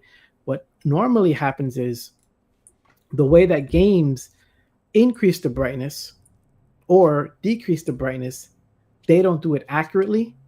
So they have already programmed something in their method to take something that's 10,000 nits and bring it down to SDR 100 nits or 200 nits, however you want to see it. Something that goes from 10,000 down to 200. In that tone mapping, they shift the hues. And unfortunately, that's not. It's just the way they do their math. So there's two ways to tone map something. You can tone map each channel individually. You can say, well, this is red, this is green, this is blue, and I'm gonna tone map the red and not even look at how much green and blue there is. Or you can take all three colors together, say this is a color, and now let me bring down the brightness of this one color. So we were talking about magenta. Magenta is all red, all blue. You should, when you're tone mapping, say, I want to bring down the brightness of magenta. But what sometimes they're doing is, I want to bring down red by itself, and then I want to bring down blue by itself. And because of the way colors work, you can't really do that. It'll shift at some point within that reduction. Um, but if you do it properly, then yeah, there shouldn't be any real hard limit for hue shifts or anything if you do it by luminance, which means all three channels together. You don't do things individually. So I see you've got the picture there, Adiel, which is Yeah. basically that is me playing on my PlayStation 5, playing Lego, and that is how it treats blue. So in the game, which is Unreal based, the top part has brightness, the bottom part has less brightness. It's reflection. It's the same texture, but because of the way that Unreal used ACES, when it had to brighten that blue texture, it hue shifted to purple, but it's the same texture. They didn't write two different textures. They didn't say one texture is the floor reflection and one is the actual object. It's the same object. The problem is that they said the object on top gets the glow, and when they had to boost the color using AP1, which is what I was saying before, when they increased the color in AP1, it started shifting to purple. And then that's the result. That is what you get. So it's more that them doing the math incorrectly that causes what you see on the screen. There's no way they intended that to be purple. It's not supposed to be purple. If you look at even on or when it asks you to do something in the game, it's a blue item, but for some reason, well, I know the reason, it turns out purple. And you know that because of the reflection. Yeah, you can tell that easily because of reflection, because it's not supposed to be. So then when blue gets bright in ACES, in Unreal, it turns purple. And this is a good example of that. So that's an example where what we are doing would be aimed to preserve the creator's intent rather than uh, destroying it. And the developers themselves destroy their own intent because they didn't do the math right, or they were using something that was put into place that actually doesn't work well to preserve Yeah. their intent on SDR. So basically, if you open the game on SDR, that would look blue. It depends. I can't say it would, but I mean, it's just basically they're not working in sRGB. They're not working in BT 2020. They're working in AP1. So I can't say exactly how I would have done in SDR, but I think even in SDR, it would have had a purple tint. I don't know how strong of a purple tint, but effectively it ruined the image. In my opinion, that it ruined the image. I mean, some people might say, "Oh, it doesn't matter," but at the same time, it's not supposed to look like that, and I know it's not supposed to look like that. So, for example, if we are doing this right now, if we are working with this, what we would do in this case is we are playing the game. We come here, snapshot. Now we're gonna start playing around here where it says, where all the, right here on the shaders. We will start turning on and off to find that one, for example. And once we click on and off, and that disappears. Like, let's say that purple thing will go and disappears. We found it. Okay, here's a shader that we need to modify, Yeah. right? In this case, it's actually easier than that because in Unreal itself, Unreal has one shader, and it creates a lookup table, creates a LUT, and it says, for every color that the game has rendered, produce this second color. So it's just a table. It's saying if it's this color purple or this color blue, something in their mask. So they have a shader that says, build that table. That for this brightness of blue, come out this color, which is purple. So then we would modify that shader that does that math and say, no, for this blue, make sure it looks this blue. So you just change the lookup table. It's and one. That... It's one. In Unreal. It's one shader. It's one shader because Unreal will render the entire image in BT709 and then pass it to this other shader, and the shader will turn it to AP1, do its math, and give it back to it in BT709 or BT2020 if it's in HDR. That's how that one shader works. That's what we call the LUT builder because it builds the lookup table. It builds that lookup table, and it's just one shader. It says this is how the table works. So if we can change the way the table is relating colors from in to out, then our job is done. Then we fixed what we needed to fix. So a lot of Unreal engines are just one shader. It's just finding that one shader that you want. Okay, so let me ask you, in Unreal Engine, if we use this major Paint the Cactus add-on to reshade, and we use the Lilians in inverse tone mapping or the Pumbo Advanced Auto HDR, does that fixes that with the correct color? No, because you're only getting what already happened out after the lookup table. Oh, it might be already messed up on SDR. Yeah, well, the way reshade works, reshade says, give me what's being presented to the screen. What we're saying is, okay, give me what the game engine has rendered. When it tries to build that lookup table, let's intercept it there and change the lookup table. So instead of the lookup table saying that blue turns purple, we'll say, no, blue turns into bright blue, as it should. Okay. Well, let's try. Let's do this from the main menu. You told me. Come here to the snapshot. We did snapshot. Now we got this many shaders. Still a lot. Did this work, or should I do it again? Snapshot again. How many snapshots do you see? Where do I see the total number? So I'm sorry. When you go to the shader list, you'll see a number on the last column saying what snapshot draw relates to that shader, and then you'll have a number. So the last number was 12,000. The last time was 12,000. SV on the 72. No. SVR Go to the 72. Go to the one that has here. You mean here? The floppy icon. Yeah, I see. So now it is actually not showing from the ones they did before. They are still there. They're still there, yeah. It is only showing the new ones, right? So these are the new ones, or maybe ones. Oh, these were catch before on the previous one, and they were number 3, 4, 8, 17, right? So these are the new ones only. So on the shader view, which is the floppy, anything that has a snapshot number is in the current snapshot. So everything that has a blank last column did not draw. Did not. So we don't care about that. Yeah. Yeah, but what I So mean now is you, these Mhm. this seems like they were part of the previous one because they have a number that's not like 1, 2, 3. You know, this is like 17, 35. So this was No, the 35 in the reason previous one. the reason why you don't see that is because we're not looking at compute shaders. So some of those draws are from the compute shader. So if you were to go to the pencil and you were to check the compute shader again, then you would have all what looks to be 64 of them. Oh, I see, I see. Okay. So now we're gonna try to now just click on this to see, you know, what disappears Yeah, so now to. this will be easier because you'll probably find a bunch of stuff in the UI. Because if you think about it, the way it's probably drawing, probably not guaranteed, but most games will draw stuff from furthest out to closest. So it might do the render, the 3D render, and then the last things might be the actual menu itself.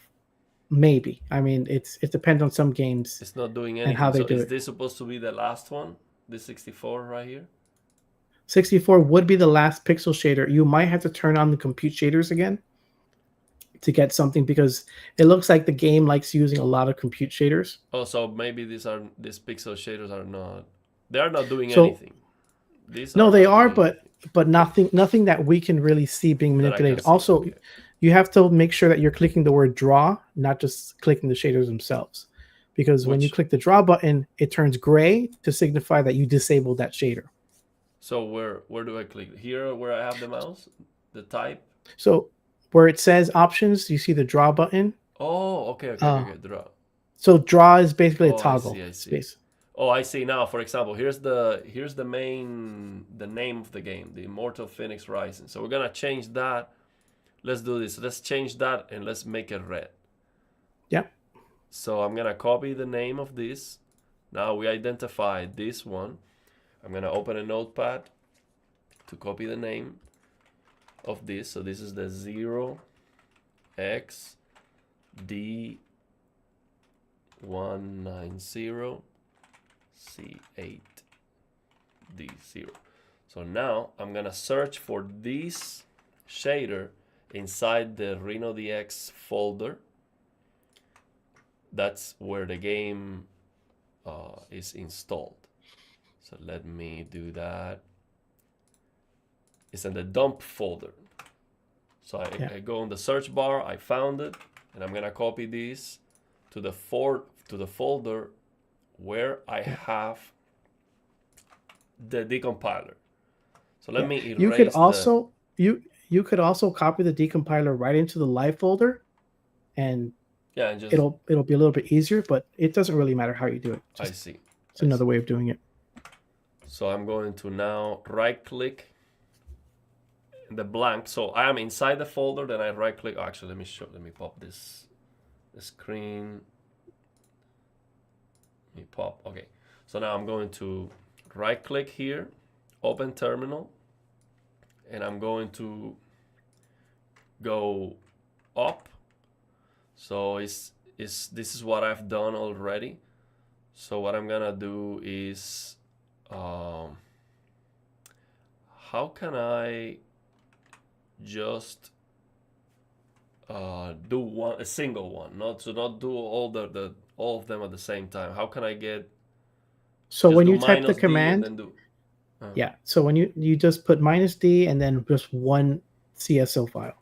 okay, minus D, then I go space 0x, and then I can just hit tab because I deleted the rest of them. So I completed that and just hit enter. Mm-hmm. And now this created this. So it decompiled this .cso to HLSL.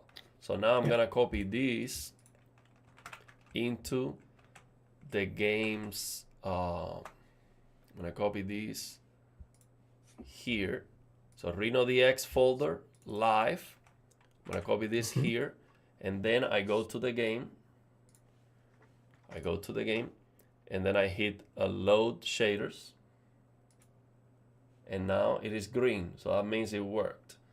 So So now now you can edit it. edit. Sorry. So I can edit this one. I open this with a notepad. I'm gonna show you this. I open this with a notepad, and then we're gonna make the title red. So for that, I see a bunch of stuff here. Yeah, I'm still waiting for it to pop up on my screen. But basically, this shader probably only has one output. So the way 3D Me Go To decompiles it, it'll say O for output, and then it'll do it. It'll say XYZ. O0. Yeah. So then O0 would be the last output. So if you were to scroll all the way to the bottom of the file, you can just add something to the end before it returns, meaning completes the function, and then you will say, I'm just trying to wait for you to scroll to the bottom so I can see it. You will probably want to say O0 dot, and you can use XYZ or you can use RGB, which makes more sense. So you want to make a new line. You don't want to erase anything that's there. So make a new line before return. And we want to say O0.RGB equals, and we want to say float 3. Sorry, I'm kind of skipping the spaces you need to put. So O0.RGB space equals space float 3 parentheses. So we're doing a float 3, not a float 4. So we're going to have 3 numbers. And then red would be like 1, or should do 1,000? Yeah. So no, you'll want to say, I mean, you could try 1,000. It'll definitely work, but you'll want to say 1, 0, 0. And notice that we only said RGB. We didn't say RGBA. So we're not actually modifying the alpha. Yeah. Okay. So it'll keep the same transparency it has now. And let me ask you, if I do 1,000, is that 1,000 nits, or is that we don't know? I don't know what the scaling is, but it looks like it would be 1,000 nits just by looking at something earlier in the code. It looks like this shader takes a value and says this is the brightness of the UI. So if you wanted to manipulate, I can actually put the mouse on top of it, and then the HDR analysis tool is gonna tell me what is the brightness. So you're missing one more thing in that line. You need to put a semicolon at the end. So HLSL is basically supposed to look very similar to C++. So if you've ever done C++ or any C language, C++, C, Java, JavaScript, any of those will take it. You might have to put the float in lowercase f for float 3. Thank you, Kryptonic, in the chat, because some things are case sensitive. Okay, so I'm gonna save this, and let's see how. And let's see now. This was saved, so now I'm gonna just load shaders. If it's something you did wrong, it'll be red. Yeah. Well, I'm sorry. That means the code was wrong. Okay, I was gonna say. So then, RGB probably has to be lowercase too. So very little is in capital letters in code. So when you put O0.RGB, you want that RGB to be lowercase. Okay. Let's try now. Load. Yeah, that was it. So now, when I hit draw, it's still white. All right. So when you hit load shaders, you had. No, it is not. Now it worked. There you go. Okay. So you modified it. You basically modified the shader. And look, in the cursor, it says 57. It says red 168 nits. Yeah, so you can go back to that other shader and you can do something else. You can say O0.RGB times equals 5. We'll just leave it 5, and it'll make it 5 times as bright. Actually, if you notice, it's not just that text; it's other layers of the UI, so the close button and stuff like that. Yeah. So, now, so there's. Let me show this. So now here you're saying times 5 at the end of this, just times 5. I'm waiting for the code to pop up, but what I was thinking is basically you can comment out your line of code by putting 2 forward slashes, so the ones with the question mark. That basically says it doesn't delete your line of code. It just tells it to ignore it. Yeah. And then your next line, you can say o0.rgb times, o0.rgb space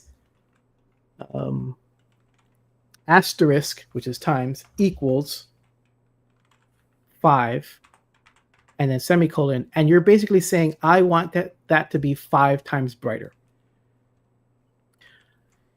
So whatever the value of the shader decided it was going to be as bright, I want it 5 times brighter now, is basically what you would be saying. So that's useful in cases where we want to manipulate the UI and say, I want to make the UI to be a slider. So instead of it being times 5, it would be some number that we get from the slider. Was this right? This interrogation numbers. Is that what you were talking about? No, I meant /, so it's the same button as the question mark, but without actually pressing the question mark. Oh, okay. So this. Yeah, I'm just waiting to catch up on the stream. So this is just to explain what I did here. I multiply by 5 because I wanted to 5 times brighter. I think what I would want to do first is try to find what is 100 by starting modifying this, and then once I know what 100 is, then I have a more clear multiplier. So you can say in one line, so yeah, when you're doing a comment, it's 2 slashes next to each other. So anytime it sees 2 slashes next to each other, that's a comment. Just don't leave your semicolon on the other side of the comment, because then it won't read the semicolon. Like this? I can't really see. So 2 slashes, then the comment. Yeah. And just make sure that whatever line you have, I mean, you have code above you, so you can kind of see how the code is supposed to work. Oh, yes, yeah. Like every line should end with a semicolon. Just make sure your comment, is not also overwriting the semicolon. You don't want the semicolon in the comments. That's just basic C language. So, if somebody already has experience writing C or writing JavaScript or something like that, then this shouldn't be too different. It's just got to get used to it. Got to learn at some point. What I programmed in my career was microprocessors, assembly code, and I did a little bit of forgot this Python, but I don't remember. Yeah, so Python would not have semicolon as well. So is this right, or what am I missing here? If you think it's wrong, then when you hit load shaders, it'll tell you it'll be red. So I mean that's one of the benefits of not putting, of just having it here, which is you don't have to actually recompile the game or build an add-on. You can just live edit the game while it's working. And actually, now that I say that, there's one of the buttons next to load shaders, which is, I think, live or auto load, which means as you save the file in Notepad, it'll actually load the file again. So you'll know if you got it right because it'll change the screen. Oh, I see. Now it is wrong because it was red. So there's something wrong here. It was wrong because you didn't put the semicolon to the left of the multiply by 5. A semicolon? So where you have the asterisk 5, you have to put a semicolon after it to the right. Like this? I'm still catching up.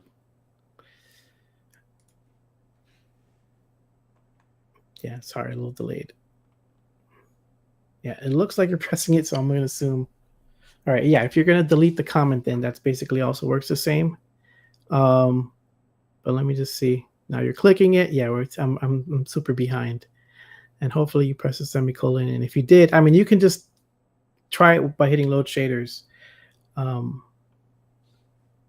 Semicolon after the 5. So not a slash. At least on my case, you put a slash after the 5, not a semicolon. What is a semicolon? Semicolon is the one to the right of the L on the keyboard.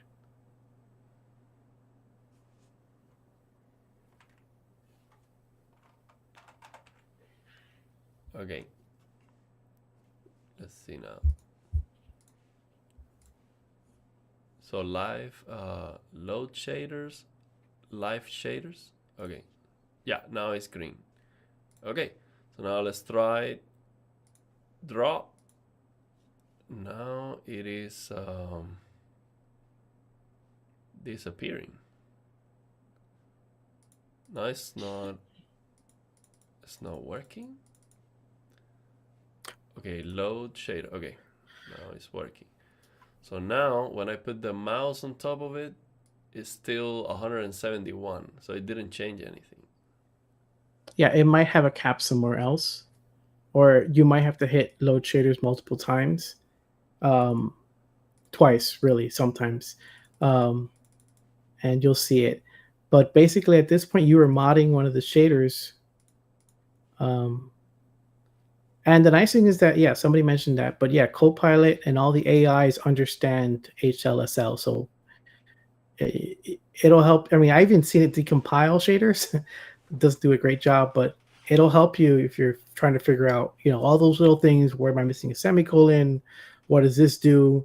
Um, but at this point, all you're doing is taking the output and manipulating it. Okay, So there's more. so Yeah. so that idea, I got the idea. Okay, I know how to, get the shaders or get the. So we have vertex shaders, pixel shaders, compute shaders. So I know how to load them here with a snapshot depending on where we are. So if I Mhm. want to remove something, let's say I want to remove like the fog elements, or then I need to have fog on screen so it can be Yeah. catched when you actually go here and do the snapshot. After that, after we have the shaders popping on screen, then I know how to search for them because they will be on the folder that was saved on the game's installation folder, on that RenoDX folder. And I know how to decompile those shaders, so then I can modify them, right? So the purpose of decompiling these shaders is to have them in a language where we can actually modify and write Yeah. code and delete and all of that. And then after Yeah. that, I know how to load them here. Now the question is, when we are trying to fix HDR, what are we looking for? Are we shooting in the darkness, trying to find which are the shaders that will make an effect? What are we looking for exactly? So we generally want the most limited scene that we can find. Now, there are other tools that are better than this to finding shaders. So you can use something called RenderDoc. You can use something called Pix. You can use NVIDIA's Insight, and they'll do the same thing. They'll take a snapshot, but they'll take a snapshot of every texture, and it'll play back the drawing, and then those tools are a little bit better at doing some things. Unfortunately, they don't work with all games, but if the dev kit works with the game, then you can modify it generally. Um, but that is like when you're kind of in the dark with I don't understand what it's doing. A lot of games, this is a very complicated game. I'm going to be honest with you, but you found something you can modify. One of these draws might take the whole image. So if we work in backwards order, it's always better because at some point the game is going to start its post processing path. So the game can do 10,000 steps, but at some point it has to finish rendering. When it finishes rendering, most commonly there's not more than 10 shaders before it starts doing there's not more than 10 shaders of post processing. Post processing can be film grain, bloom, that tint, looking up a color table, and some games do it all in one. Unreal and Unity games, it's just one shader. Some games they break it up into three or four. Monster Hunter Wilds did it in three or four different shaders, and it's just a matter of finding where that shader is.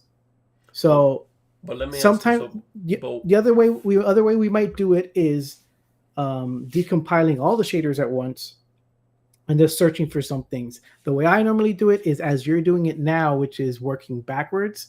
Um, but I also kind of know what to look for out of just experience.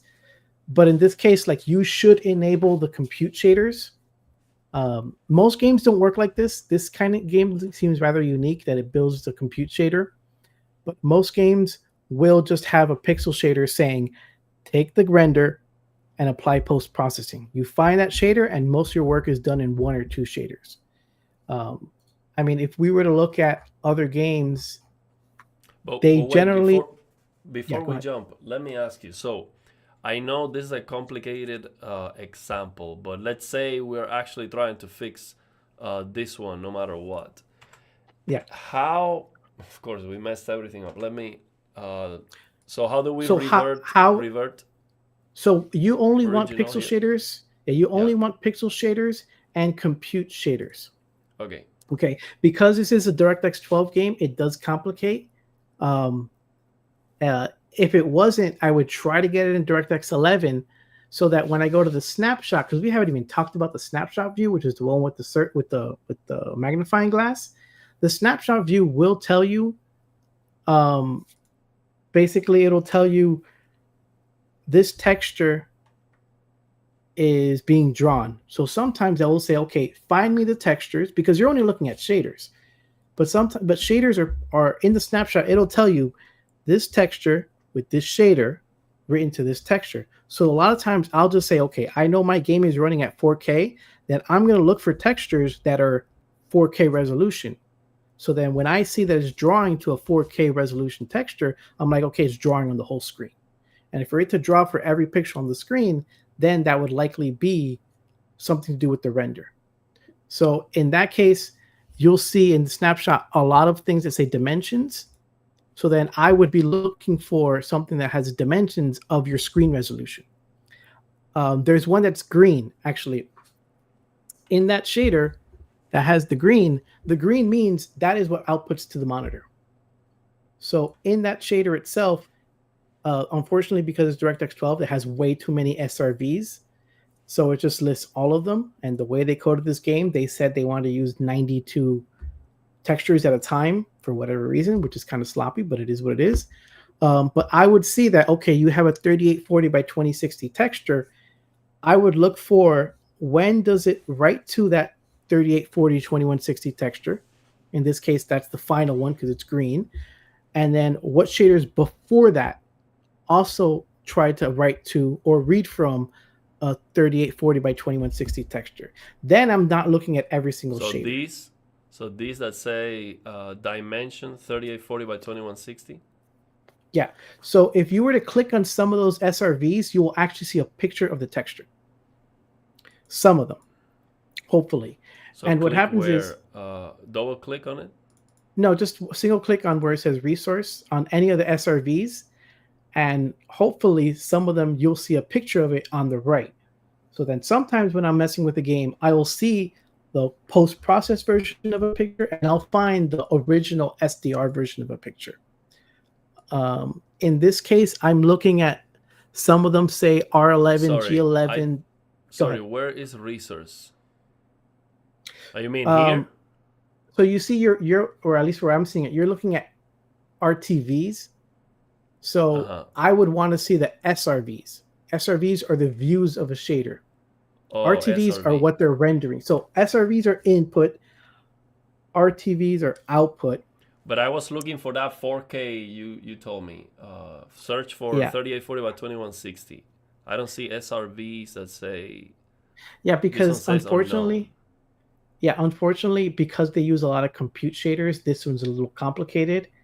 Uh, Generally, you can click on some of the SRVs and you can see what they're doing. Uh, but again, I mean, if since you're looking at the snapshot of the main menu, but you're in the game, that's not going to help either because those textures might be dead already. So you don't want to actually leave the area either. So you kind of want a very simple scene. Like before, we only had 64 draws and there's a render in there. So one of those 64 draws has to have the post-processing shader. So now we're not talking about 12,000, we're talking about 64. Okay, but so again, I understand this is a very difficult example. But let's say you wanted to fix this one. Like, how would you even start. Like right now, we have a bunch of these that were captured on the snapshot, and there's a lot of them that say 3840 by 2160. So are you looking for the ones that are in green, maybe? And the other thing is this is running very slow. So when Yeah, I try to scroll up and down, yeah. it, There's too many. There's too many on the screen. So unfortunately, with the UI, it's just way too many things happening, especially with 12,000. Um, so I mean, what I would do, I would start with the main menu. I wouldn't try to do it in game. I would go to the main menu. I would take a snapshot and I would start at least taking out draws, including the compute draws, because we didn't try the compute draws. I would start taking out compute draws until I see the image goes black. If I see the image goes black, then that means I hit the render. In other words, if I see the render goes black but the UI is still there, then I found the texture that I need to work with. So a lot of times you're just finding the texture that you need to work with. let me. So my other example, which is I wish we could have had, which is Tunic, it only has 13 draws, and when you load up the game, you have the image. It has 13 draws. One of them or a couple of them are the render, and then after that is the UI. So you don't even scroll that far up to see, oh, this is the one I need. Okay, so I am doing the snapshot here in the menu, in the main menu. Mm-hmm. So it is loading now, I think. It's not doing anything. Okay, here we go. So I click on the snapshot, and now here we have all these only. So now, so you're saying you go to a main menu and you would enable pixel compute shaders. Mm-hmm. So then I'd start from the bottom. I mean, DirectX 12 is a little bit harder, but I would start at the bottom and then start looking at SRBs or.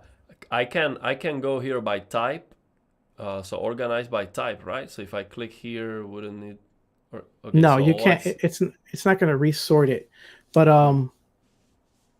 yeah. So this game only uses, even with all the SRBs, even though it says 64 draws. If you notice, it doesn't have 64 shaders, and that's not a bug. It's the fact that they reuse the same shader multiple times.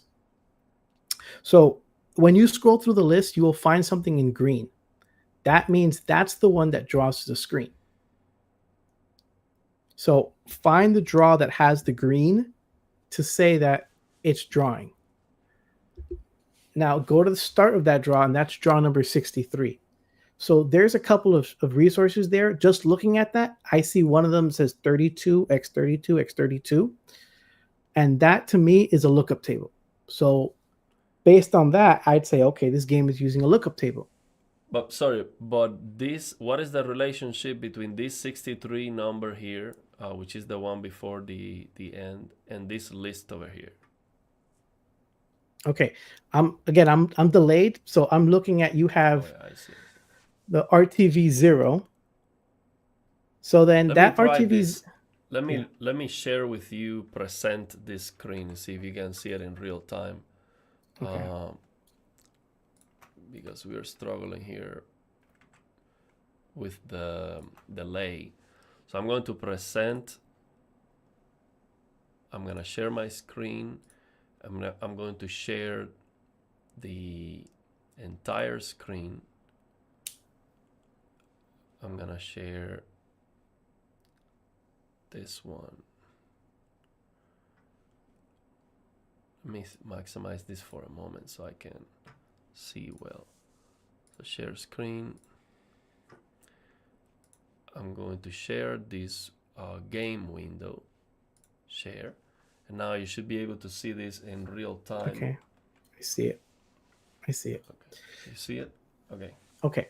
So then I would scroll up to beginning of this. Sorry, the beginning of this draw. So you're on draw 60. You're looking at the end of draw 63. So you want to go up, scroll up until you can see the beginning of draw 63. You mean here? Draw 63? All right, I don't know if we're still delayed even on. Oh, really? Yeah. Okay. Now I see where you are. Okay, so go to this. I mean, that's fine too. Go to the snapshot. Not the button that says snapshot. The actual Yeah, snapshot magnifying the glass. magnifying Yeah. glass. Okay. Scroll down until you find um, the start of draw 63. But where do I see the number? So I have to maybe. I don't see the 63 number. Where do you see that? So where it says draw, I'm sorry, I guess I should have said that. So there's a second column that says ref, which means reference. Then where it says draw, it'll say reference 64, like that's the one that you had on the screen. So Oh, then you this want to one. go up. Yeah. Oh, I see. So we'll go to 63 one. Okay, here it is. Yeah. So you see, Okay, here okay, it so is. then click on the one that says SRV27 and click over it says resource. I want to see if it actually draws it. It might not. It just And the reason why we are going to this one is because it is the one before the end. yeah, that one actually says it drew. So when it says draw and it has RTV, R is basically saying where it's writing to. It's the render target, and the render target is the actual display. So this is the last thing that's drawn onto the display. So I would click on where it says, yeah. So then when you clicked on that, you get a big black screen. But that is probably one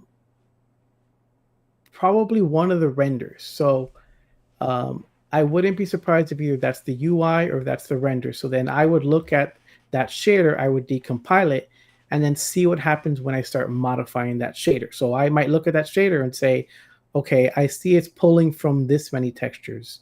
And then let me see what the first texture is. Let me see what the second texture is. So if you can click on the OXC47, on where it says PS5, I'm sorry, on the left says PS5_0, and then on the right it says OXC47. PS5_0. This? Yeah, I'm still delayed, unfortunately.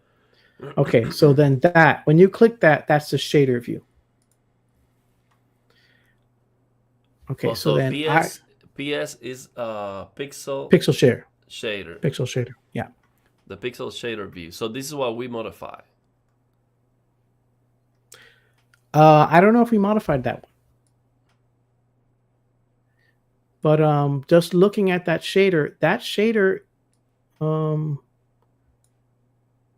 looks like it reads from a lookup table. I mean, I'm just from experience, from what I'm looking at, it actually does sample all those, one of those.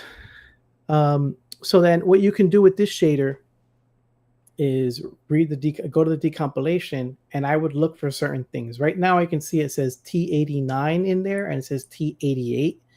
That means it is sampling texture number 89 and texture number 88. And my guess is texture 89 or texture 88. One of those is the render, my guess, or one of them, or it could be the UI. So then what I would do is I would say, show me, or basically in code, I would say, I want to see the output of texture 89 or texture 88. The other thing you can do, because this is kind of complicated to read, is try with pix. For me, this looks like a shader that says, I'm going to take the output of the texture of the render or something. Maybe it's the UI. Hopefully it's the render and I'm done. It's going to use texture 89 and texture 88. One of them is a lookup table. Then it encodes it to HDR10. Then it changes the color space. And then it maps it. You see where it says 10,000 on there? That's because HDR10 goes up to 10,000 nits. So this is just because I'm used to finding these type of codes. I know that 18.851562, that is part of HDR10's PQ encoding because I've seen it so many times. Where is that? Where is that? So line 34 on that shader, it says 18.851562. Oh, this. Uh, that I know is PQ because that's one of the numbers in PQ, if I'm not mistaken. And then when I see the 10,000, I'm like, okay, this is probably encoding to PQ. When I see that 0.36958, I'm pretty That's sure that D65. uh, I'm pretty sure this one, the 0.36598, I'm pretty sure that's BT709 to BT2020. So it looks like to me the game is completely in BT709, and then at the very end, the last shader, it goes to BT2020. Is this game is sCRGB? SCRCG, Yeah, then the it might have HDR a. is sCRGB. It's not HDR10. So then then it's the LUT itself is encoded in PQ, which could be a possibility. But basically, those numbers, I would right now. What I'm going to do is I'm going to Google those numbers and see what those numbers are. So I'm going to type into Google on my side, and I'm going to type, or actually not even going to type in Google. I'm going to just type it in the whole RenoDX whole repository and look for 0.636958 or 0.636958. And that is BT 2020 to XYZ. And then one of those that come after is 3.2407 970, which is a little bit further down. That is probably 240970. If not, why do I have that shader? I have a shader that does that. I don't know why. But at least I know that the first step there is converting BT 2020 from something. So my guess is it's converting BT 2020 to BT 709, which is how SCRGB works. It works in BT 709. Even though it can display colors, it uses a different encoding, and it can display it as a in any really it uses BT709 as the main color space. So I'm looking at these numbers and I'm seeing, okay, it's probably reading texture 88 or 89, which is the LUT builder. So I would go find what texture 88 or 89 is. So I would go to SRV 88 on the left and see where else that reference comes up. Now, this is all like on numbers, but if you were to use pics or something, then you can actually just see it visually. But what I see is happening is it's reading a LUT. It's reading a table, either in T88 or T89. When I see the full decompilation, then it would make more sense. So then here, yeah, you had SRV 88. So if you were to see SRV 88, and then you were to scroll down to SRV 88 of that draw, and then click on, you see how one of them says SRV 90, and then to the right, the dimensions say 32 by 32 by 32. That is a 32 by 32 by 32 lookup table. Lookup table, okay. So that's a LUT, like you would use in a TV calibration or whatever. That's a LUT. Okay. So I'm clicking on it, nothing is showing. So sometimes they won't show just because of quirks of DirectX 12. You can also try the other one, the other resource that says the SRV 89 or the SRV 91. Okay, here it is. So this one is actually this is it. This is showing that's the render thing. Yeah, that's the render. There's no UI there. That is the actual render. So my guess is the way this game works is draw 63 probably is the whole render, and then draw 64 is the UI. That's my guess. So if I were to manipulate this right now, then I mean this is probably already tone mapped, but that is the render. So then I can also go now without clicking anywhere else, just scroll up, and then as you scroll up, you can see what wrote to that resource. So I know it's very slow because it's just DirectX 12. Yeah. So then you will But what do you mean by what wrote to this So when resource? I mean, so that's a resource. So draw 63 is reading from that resource, reading from that texture. When I say resource, I mean texture. So draw 63 is reading that texture, but that texture didn't come out of nowhere. It was built by something else. So then sometimes I will find, depending on the game, that texture, that resource will be referenced by another draw as its output. So right now in draw 63, it's the input, but somewhere in that chain, it was the output. Hopefully, if we, or, you know, But how am I supposed to find it? Do I see it here like this in green? you would say it would have been highlighted. It would have been highlighted in the same way. This is Um, highlighted so, in the same way. so in other words, because you clicked, um, so what is highlighting right now is the reference number. And because you clicked on something that is 6DE0, then it's highlighting every instance of that has that reference number. And in this case, that's the only one. Yeah. So, maybe that's a picture. I hope it's not a picture. It might be a playback video. I don't think it's a playback video. Yeah, no, Um, it is. This is not real time. yeah. I can see it. This is like a picture with an animation. Okay. In that If we case, go that to would the like, game, so yeah, if I go out of the yeah, menu, this might not even exist. yeah. The So what you would want to do, see, in this case, if that was the render, then that's how you would modify it. And also at the same time, if that is a video, I might want to auto HDR that video just to keep the consistency of the game, Okay, if so the let's do video. that. Let's do something that I mean we already identify a key. Let's try to modify it. See what would you do with this?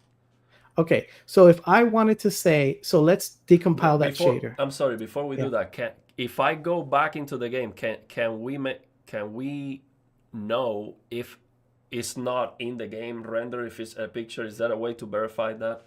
If I just go and Well, if you exit go to the the main game, menu? if you exit the main menu and you try to Uh-huh. still look at that Oh, image, it'll here it probably be is. black. No, it is not black. It's flickering like crazy. You see that? Yeah, let me stop that. You see what happened? Okay. I mean, that's interesting.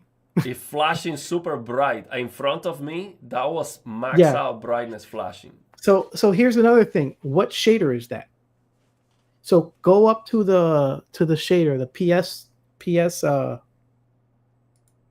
PS, right? The whatever the hash is. So maybe Oh, maybe that shader is in the render. Maybe.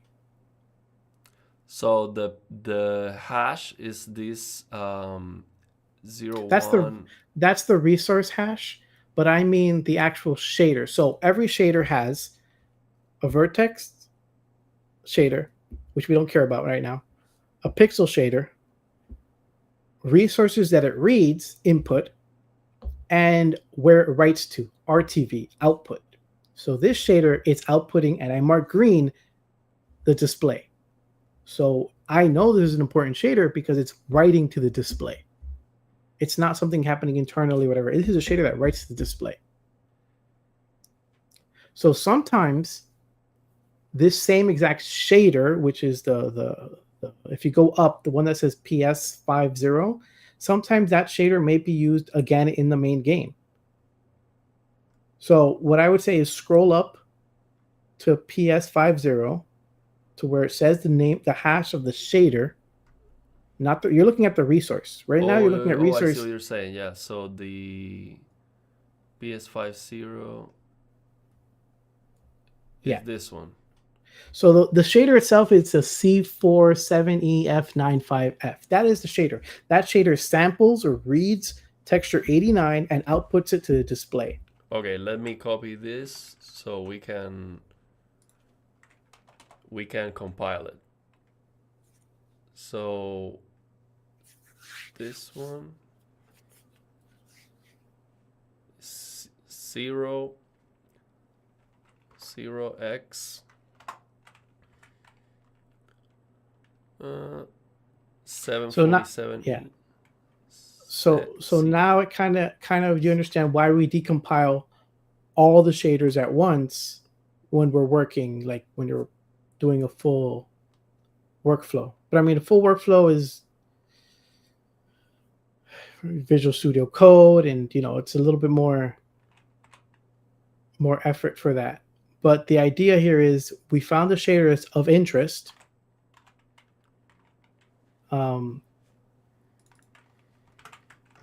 Okay, I got it. I copy it. So now I'm going to find it in the dump folder of the RenoDX folder. So we got it. Copy this. I'm gonna go to where the decompiler is. I'm gonna copy this where the decompiler is, and I'm going to right click, open in terminal. Let me show this on screen. Well, you can actually see it now. So I'm gonna go up, and then I'm gonna go -D, and I'm gonna copy that shader. Actually, no, it's not this. I could just copy the shader if I have that right here. No, I could just do this. Right? No, it didn't work. So okay, because it's slightly different. The extension is there. So I do this. Now it's done. So I'm gonna copy. Hey, why it doesn't say? Yeah, it's an HLS. Okay. So I'm gonna copy this in the games installation folder here on live, and then I'm going to just load shaders. Here it is. That's custom there. So now what? Now I just open it here. You can edit it Under shaders. So what I wanted you to do actually was, yeah, you can edit it in shader. I'm sorry, you can go to the shader list, click edit, and it'll open it for you. And then, one, I think. Yeah, 47E. Yeah, this is the one. Yeah, so that shader, you can modify that shader at this point. Okay, so I'm gonna go edit. So I don't see your notepad, by the way. I see it on the stream, but on the present, I think it's because you're only presenting the game. Oh, because I am presenting the game only. Let me. So are you getting it more in real time when doing this? I think so. It's hard to tell because. Okay, let me share this with you on my present. Stop presenting. Then I'm gonna share the screen. I'm gonna actually share the entire screen so you can see this. Share this screen. Now you should see it. So let me know if you can see this now. Okay, I think we're synced now. Scroll down. Yeah, there's no lag now. Okay, so I'm trying to see. I'm trying to make sense of what I'm looking at here. It samples the LUT. So why would it sample the LUT? All right, so let's do this. Let's do at the very end, just do before the return. So add a line under, yeah, and do O0.RGB.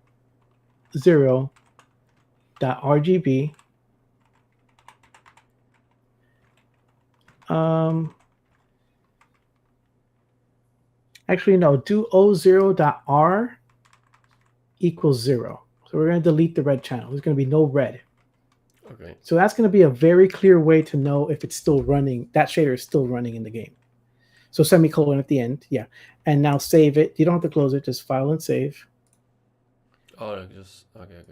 Yeah, leave it open because we're going to come back to it. Okay. And now go back to the game and hit load shaders. All right, there's no red channel. Yeah. So now load the game. Actually, open the game. Now, Okay, if the game has no red woo. channel, Wait, let me get rid then of this. yeah, then Yeah, that is a shader that runs in the game. let's go. So we have a shader that modifies the game. So maybe it was a movie, but we have some sort of output. So let me. So the other question is now, did we also delete the red channel for the UI? So there's no UI. Oh, there is UI. Look at the top. It says, there's the map right there at the top. And Oh yeah, I just see a got that. flickering in the middle of the screen. I don't know if you noticed that. There's like a vertical flickering right at the middle of the screen. That might be from that other shader we modified. Oh, okay. So let's go back to this eye searing. Let me. How can I? You Like. have to click another resource, or just you can close the tabs on the right. Yeah, you're gonna blind your users, unfortunately. You can close the resource tab. So every tab that's open on the right side, on the right half of the dev kit, you can close it as if it was Every like a tab. Chrome tab. Yeah. So there's little X's on the. You just click Yeah. something else, and it'll go away. Okay. Ah, I see. So every time I Yeah. click here, we get the It'll. eye searing. Yeah. No, it's actually not doing anything. Well, because you're looking at a shader now. So what's interesting is, where did that LUT come from? So I would want to know what draws that LUT. What is building that table? So likely the game is, yeah. um, in this case, I'm trying to remember But what. wait, let's try to get rid of that flickering in the middle just to. So should I just go to original on each one of the rest of them to see if You can well, you can close it. close what? So Musa, who works on the Assassin's Creed Origins, Valhalla, Shadows, he did all of those, and he's letting me know that basically the way this game works is, yeah, it uses a LUT builder, but the problem is that the LUT builder is only built when you modify the HDR settings. So in this case, it's a little harder to do. I mean, that would be a little bit more advanced. But in this case, we have the shader that reads from the LUT, from the lookup table, but we haven't found the ability to modify the lookup table yet. Also includes PQ. Let me.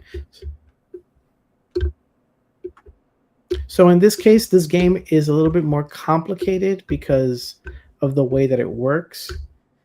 We would have to build. We would have to build something to track when that LUT is being built, and that's kind of more advanced than I kind of want to let you know. Than that. It's pretty advanced.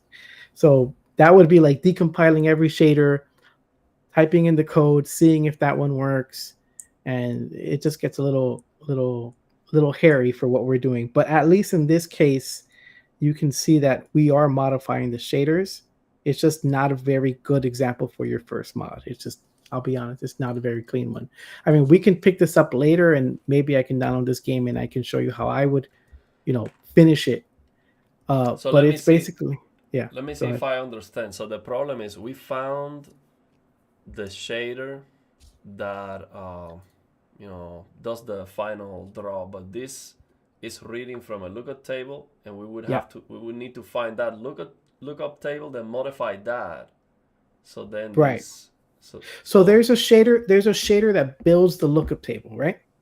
Oh. But the shader that builds the lookup table does not run every single time you press snapshot. It runs only once, stores the texture in memory, and never writes it again. So we would have to either try to find that shader by decompiling everything, typing in the PQ, whatever the syntax, whatever the numbers were for BT 2020, see if it appears in any of those shaders, and say, okay, well, this is a shader that builds a LUT, so it must be this one. Modify it, modify that shader, go to the HDR settings, play with the sliders, and see if our changes have made effect. For example, if we took the LUT builder and said, delete the red channel in the LUT builder like we did now, and then when we go to HDR settings and we change the brightness and the red channel goes away, we found the right shader. But we don't know because it's not happening every draw. So this game is efficient because there's games, for example, Unreal Engine, every single frame, it builds the LUT, every frame. It's not efficient. It shouldn't. But it helps us as modders because it's easy to find. You can easily find it. But now, what's the difficulty of just doing all the shaders? That we have 12,000 shaders, so it would take how long? Like 10 minutes or something to? No, it's not. It's not so much the 10 minutes. It's more like, there's a smarter process to doing that, which is building a script to do it, and I would like you to have, if you're going to have the dev environment, then that would be going back to the GitHub. Going back to the GitHub to build the environment that we work on. Because we don't work in Notepad, we work in Visual Studio Code. I don't know if you've used Visual Studio Code. We also have, there's a lot of, prerequisites. At least for now, it's like if you can do it in a very manual fashion, then we can build it in an automated fashion. But let me ask you, okay, I think we have an idea of how to begin with this, but let's say we find that shader that builds the lookup table. Yeah. What are we modifying there? What are we fixing right now? So this game, for whatever reason, can you actually let's analyze the game a little bit. So yeah, let me take a snapshot. Oh, well, actually, you can do this in Reshade. So in Reshade, press Home. You don't have to do Special K for this. You can now do HDR. Since you downloaded Reshade 6.4.1, you can take a snapshot in HDR right from Reshade. So if you go to Settings and you change in Settings on the top, and you says Keep Snapshot Key, then you can bind that to something. I usually use F12, not print screen.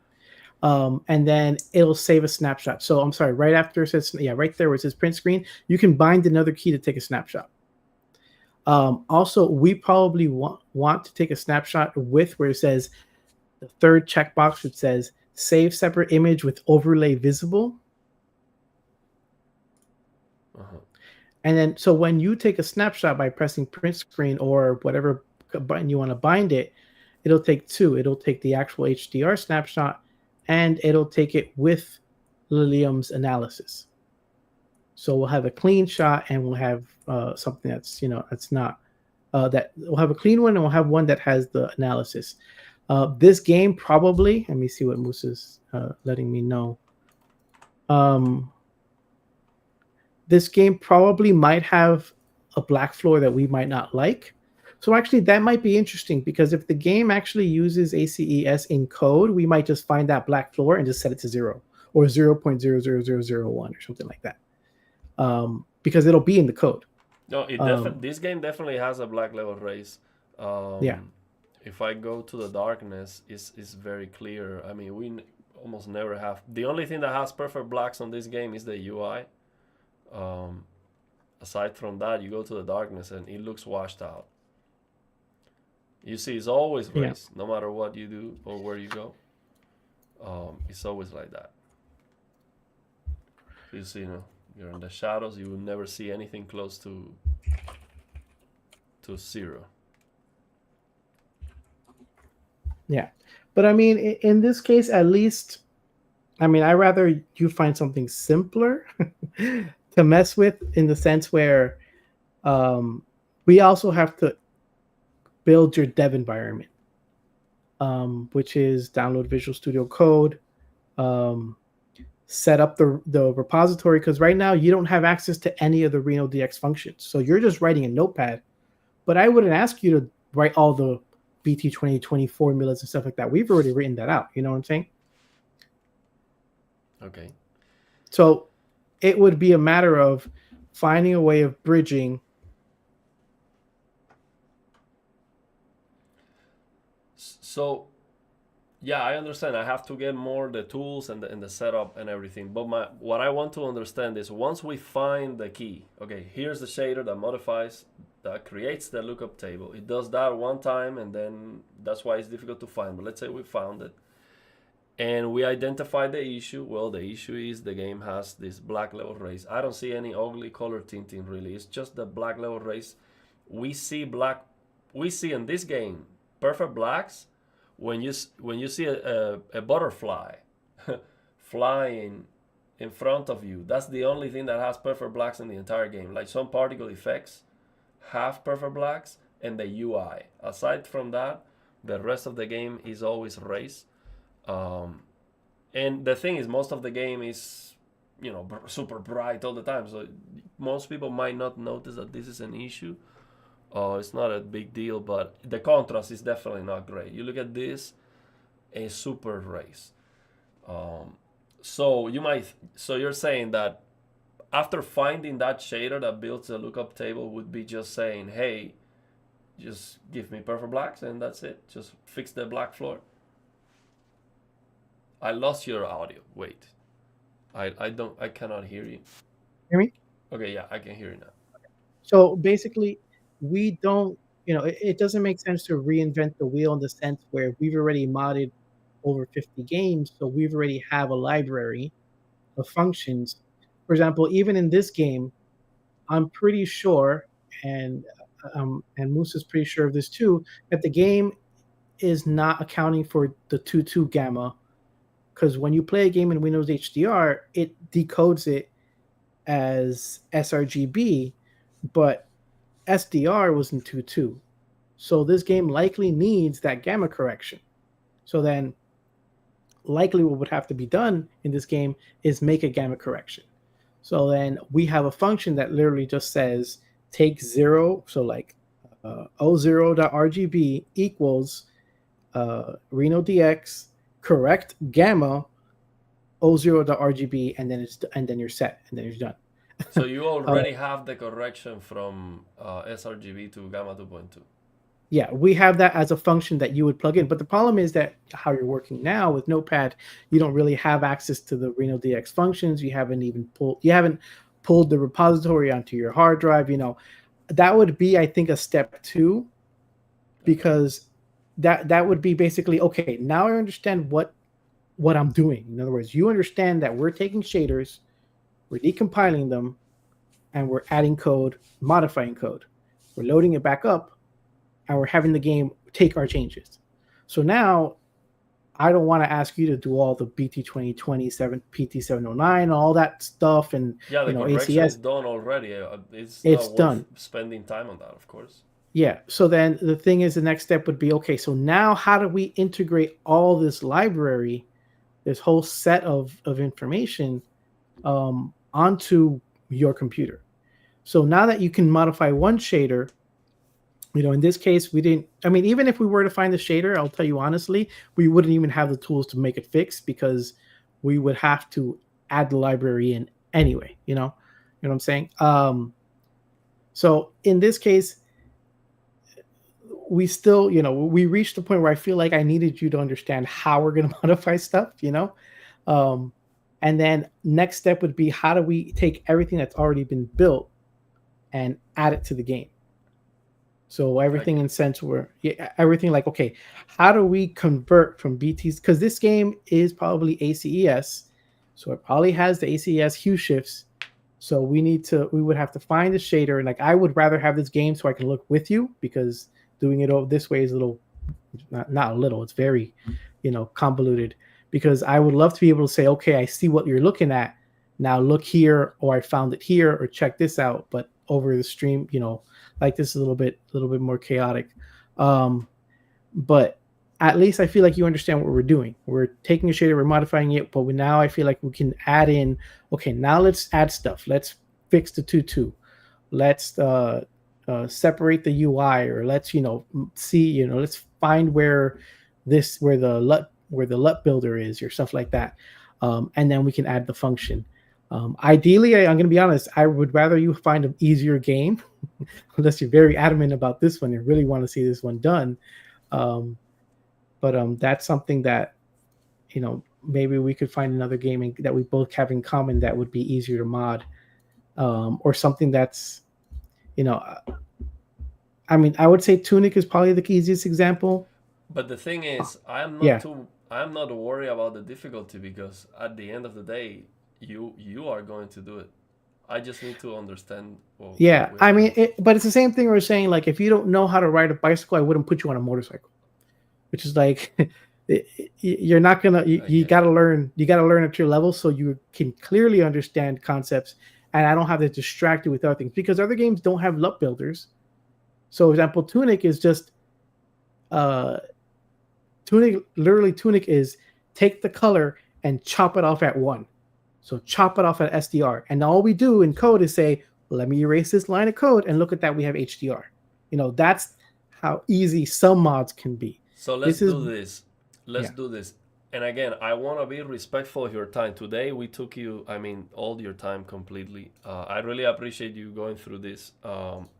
If you have the chance, yeah, next week, same time, we already have everything set up, so we shouldn't take that long to set up the stream. yeah, You get me up and running with the tools, and we look at an easy example, like you're saying. I will try to get that game you're talking about, or maybe a different game that's easy that you recommend, yeah. and let's start from there, and then Okay. we'll go back to this one as the Yeah, I final mean, process. I mean, I'm going to tell, yeah, that's kind of, I have games that I started and it didn't take me until months later to finish. And unfortunately, that's how it is. I mean, this one's probably not going to be one of those games because it already has HDR. But I would have liked you to have something simpler, Um, but you know what? I'll talk to the Discord and see what they recommend too, because I know games I've modded and people will tell me, "Oh, this one was really easy. I only did 2 lines of code or 3 lines of code, and it's working." But we But kind of threw ourselves also, into this game because we didn't, just to see what but we can do.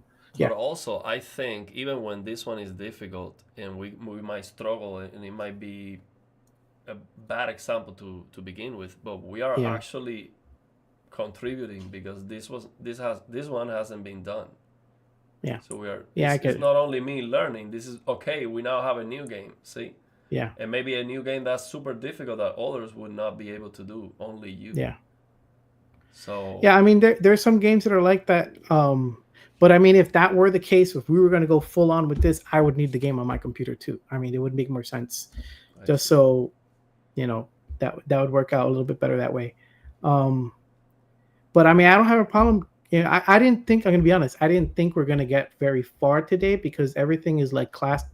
The first day of class is just mostly introduction to know what you're getting your head into, um, and how you feel. Because a lot of times, I'll tell you honestly, a lot of times people mod a game and they'll burn out on the game because it can get frustrating, where it's No, like I you're don't get presented with, frustrated. I yeah, understand things take yeah, time. I've learned many things in my life, so I understand the process. I mean, I know I'm yeah. just crashing the surface. I have an idea now, and we go from there. Yeah, I mean, I understand, like, I understand how much we would like to accomplish on the first day, but we also have to be realistic, um, of what we can accomplish on the first day. So I feel like I just wanted, my objective was, I don't know what your objective was, and maybe they're not the same, but my objective is at least you understand how we do it. No, So I think we did great. I think yeah, we did great. Um, yeah, I have an idea now. That's all I wanted to have an idea. yes.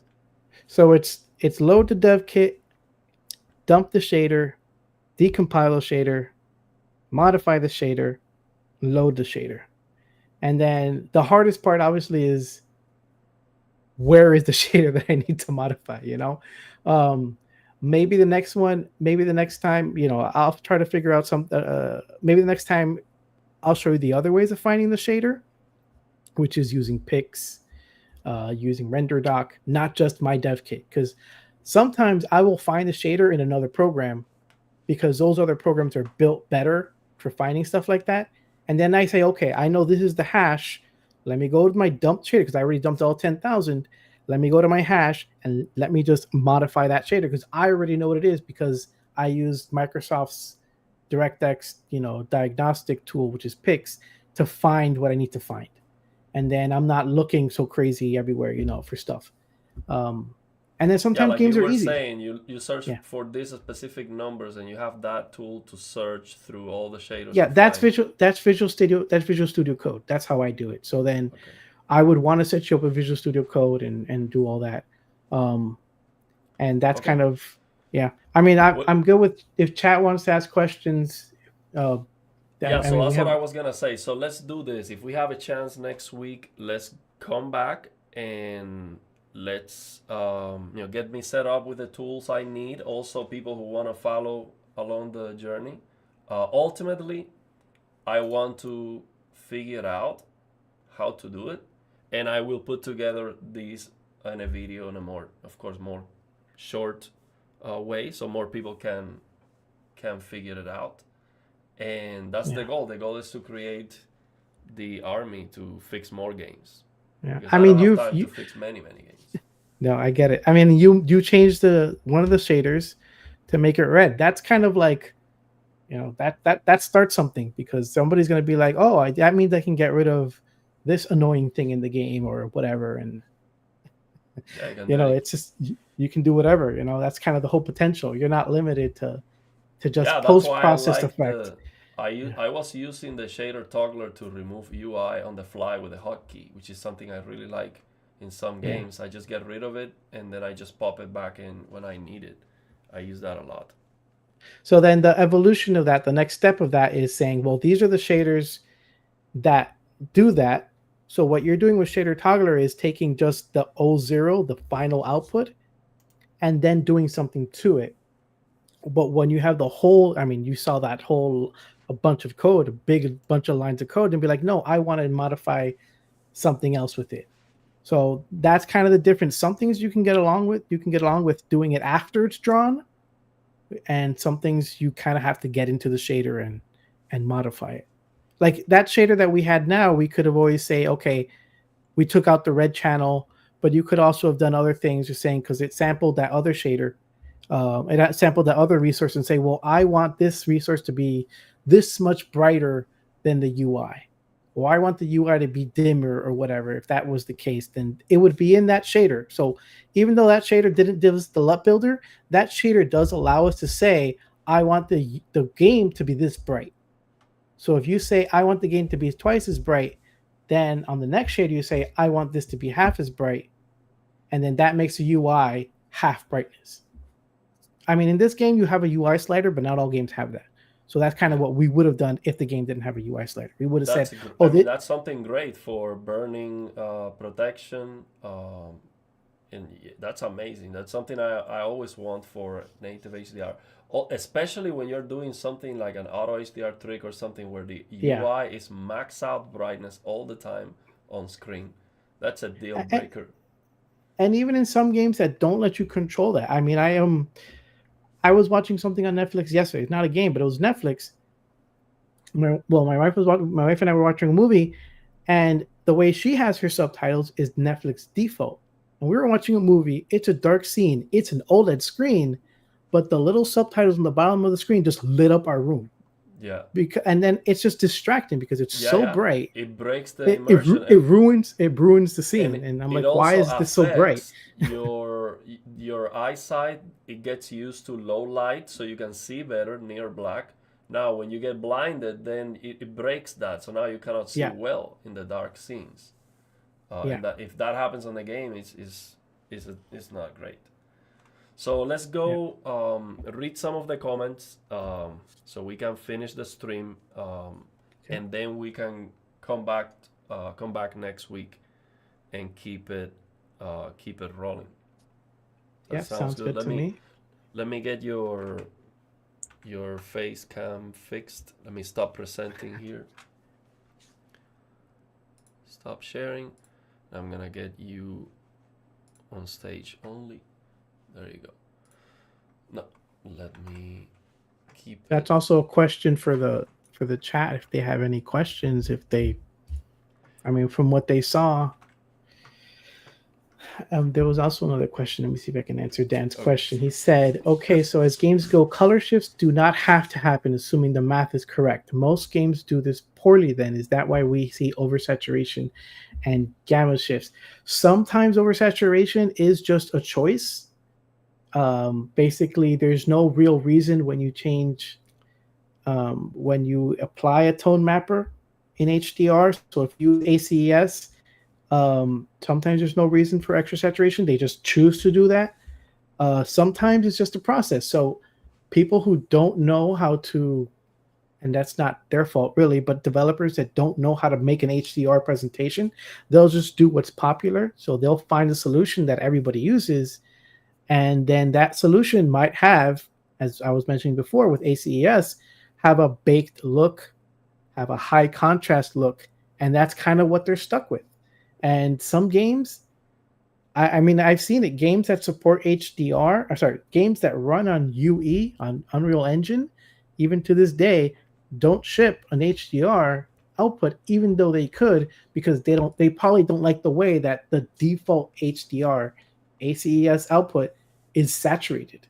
So it might break their vision.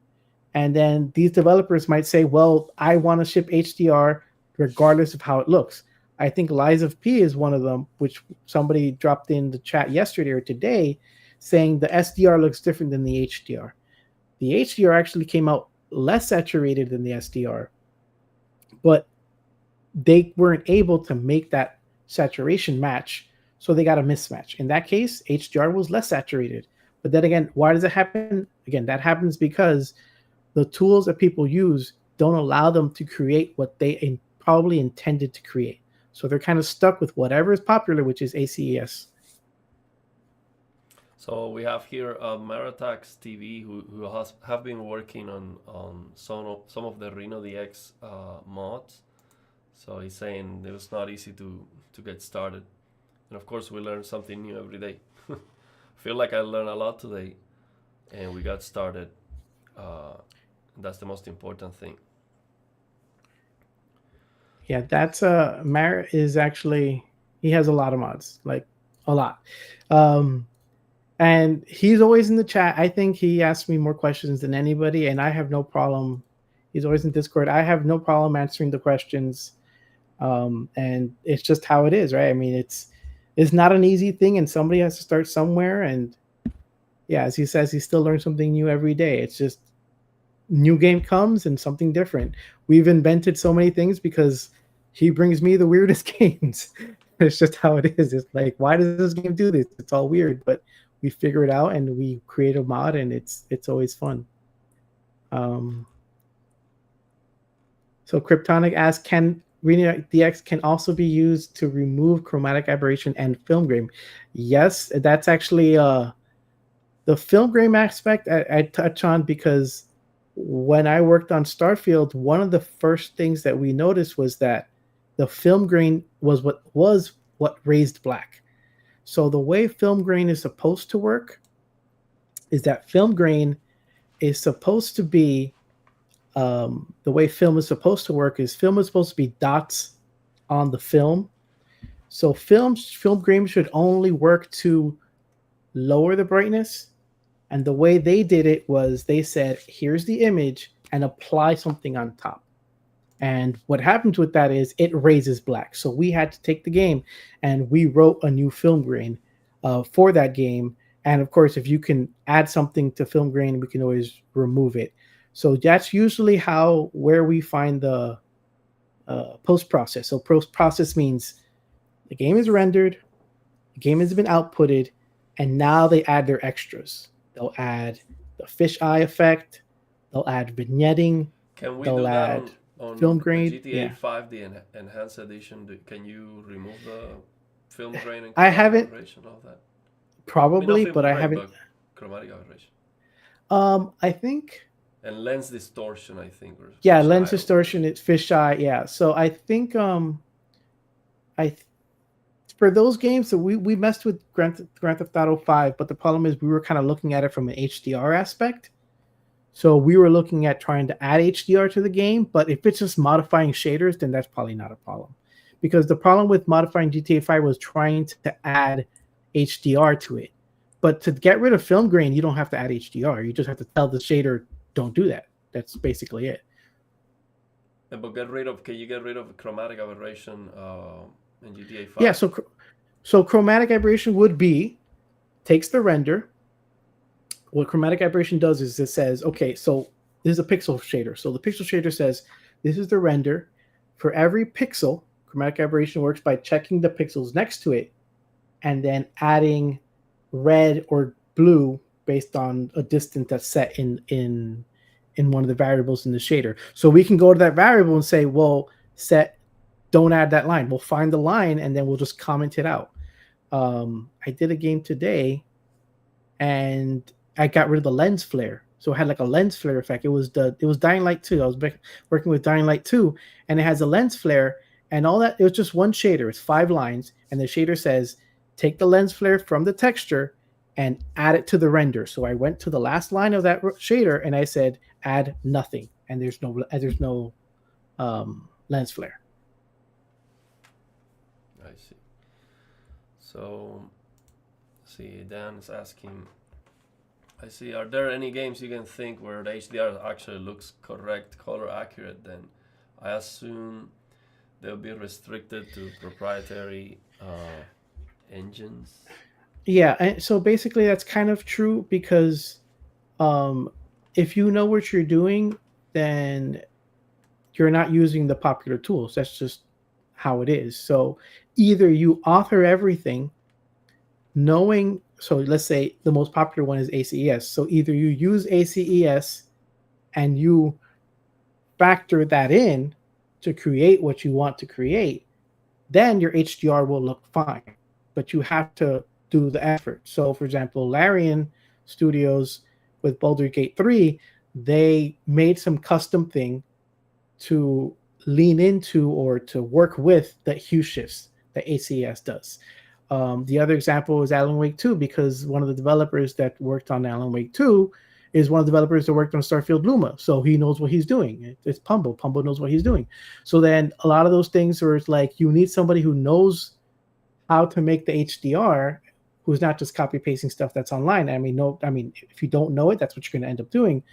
But you need somebody who understands it, where it goes wrong, to not make those mistakes. And also at the same time, sometimes companies don't care. Sometimes companies say PC is SDR and who cares about the HDR gamers, and it doesn't matter to them. If the colors hue shift, the colors hue shift.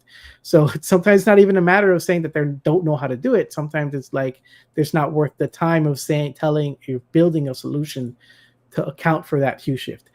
Also, some games have the same hue shift in SDR as they have in HDR, so it's correct in both. It's what they intended it to look like. Then it just comes up to preference, saying I don't like how things look. It doesn't look realistic to me, and I don't like the solution that they used. I mean, I can't think of any games off the top of my head where they work with luminance. I'm sure somebody in the Discord is probably going to message me in 3 seconds telling me a couple examples. But generally, games that use HDR use per channel and per channel hue shifts, and they use ACES. That's kind of what's popular, and that's kind of the look. Whether we like it is another thing. The black floor issue, I think developers just don't really have a display to test it. So they'll add, for example, in Starfield, they'll add film grain that raises black level, but they don't really care, or it doesn't matter to them. I watched Avatar, the movie, and I used the HDR analysis tool and film the black floor of the movie was film grain. Then there was a separation with no information. Then the movie started raised. So the entire movie looks washed out. And that's just unbelievable, because that's the movie where everything should look absolutely amazing, and because that's the whole point of the movie, right?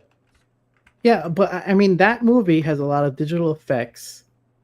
I think Weta worked on that one, and they probably had an ACES pipeline, so the color came out how they wanted. There was I'm not going to remember who it is. There was a director who said he doesn't want pitch black. He wants some layer of gray.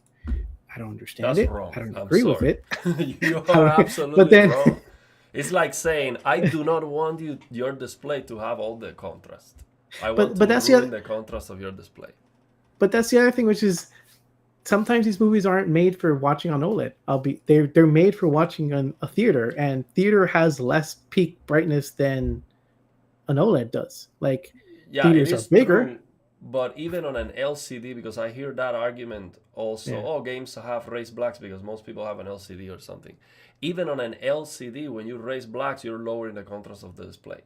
Because zero black would offer the best contrast that the LCD has, unless it is crushing blacks due to the local dimming or something like that. But you cannot design a game thinking that, oh, people are playing this on displays that are crushing blacks, because it doesn't make any sense. You design for reference, and Yeah. reference is perfect blacks.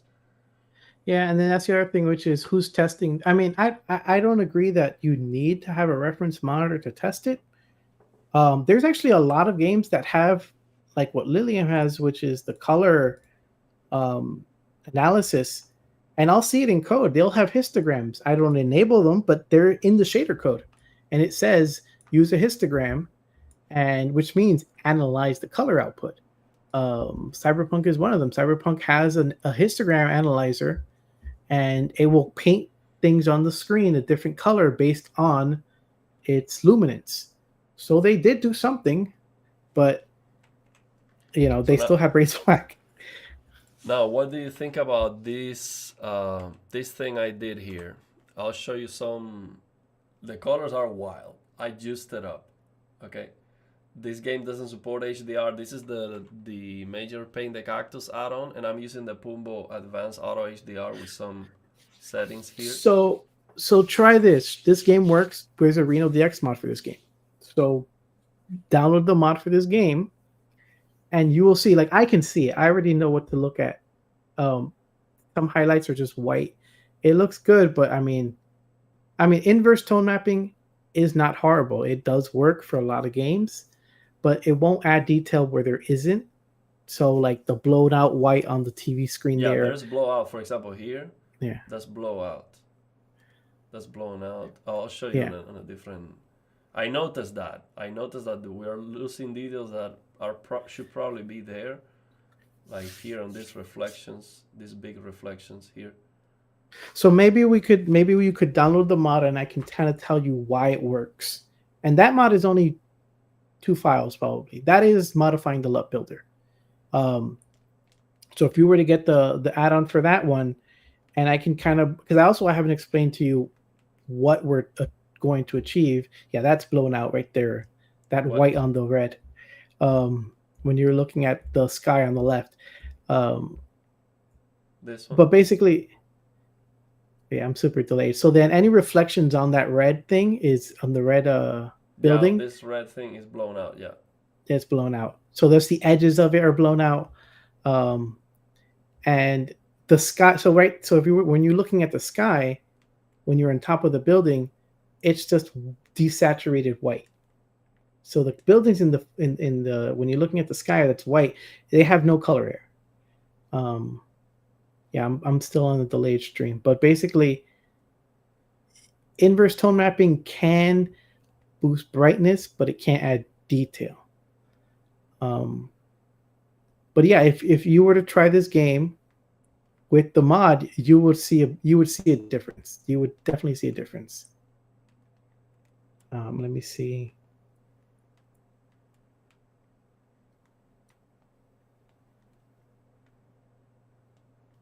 But the thing is, I made sure to juice this up to get all the colors on my QD OLED. Because otherwise, I'm missing out. So basically, what I do is I increase the color saturation of the TV, and I want to have. So here's my goal when I do this. Mm-hmm. I want to make sure that with accurate settings on my TV, it doesn't get any more saturated than that on the game. So if the game, for example, if I'm looking at I don't know, any color that I think, I don't know, this red, for example. If I'm looking Mm-hmm. at this red, and I increase the color saturation on my TV, and I am getting it more red, that means this could be more red from the source. So I just max it out on the source. So then it's already clipping, or exactly at the point where it will be clipping. So then if I increase the color saturation on my TV, it doesn't get any more red. With accurate settings, I want the maximum red possible. So then you would want to add a saturation. I mean, that's what we have for this, for any of the Unreal mods, which is you saturate in the LUT builder. So this game has the mod where it's in the LUT builder where you can add the saturation. And then there's different ways to saturate. Does that look orange to you, or is it just me? No, in front of me, this is red. In front of me is red. No, I know it's red, but where it's getting brighter, it feels like it's tinting orange, but it is. I might be sensitive to it. It is tinting orange. Yes. That's the ACES. brightest, yes. Yeah. So where it is brighter, it goes from red to orange. Yep, that's AP1. That's ACES for and sure. That shouldn't be that way. I mean, probably not. I mean, it probably shouldn't be. So then that's the problem. But here's the problem: that if I don't give the option of applying that hue shift, then maybe a flame that's orange would be pink. Yeah. Because as light gets brighter, as red gets brighter, it turns whiter, and red, when it turns light, turns pink. I see. So then you're looking at flames and like, why is this orange flame turn pink? Because because it's written as, because even though Unreal says that flame is drawing it orange, the texture says it's red, and light red means pink. So then there's a certain level of hue shift we add back in intentionally, so that it can look the way it's supposed to, but also not be clamped. So like when you're looking at the spaceship there in the city, there's no color on the edges. There's no colors. So when you were looking at the skyline in the city, yeah, looking at the sky, the skyline. So when you were standing, yeah, the skyline is all grayscale because it's so bright that the colors have desaturated, and that's another thing that ACS does aggressively. So if you were to stand by where the spaceship was and you look at that big white city skyline, it would be grayscale. What is the? Because I don't understand. What is the city skyline? So if you were to go back to where you see not there, but where you're like standing on the edge. So you're looking at the far background cities. Yeah, remember we have a delay. I'm already going there. Yeah. Okay. So then, I don't think you have a compass or anything to show you. So then there's like I don't know. I can't even describe it. So then, I mean, let me present and see if you can see this better. Present screen. All right, let me see if I can see it so I can show you what I mean.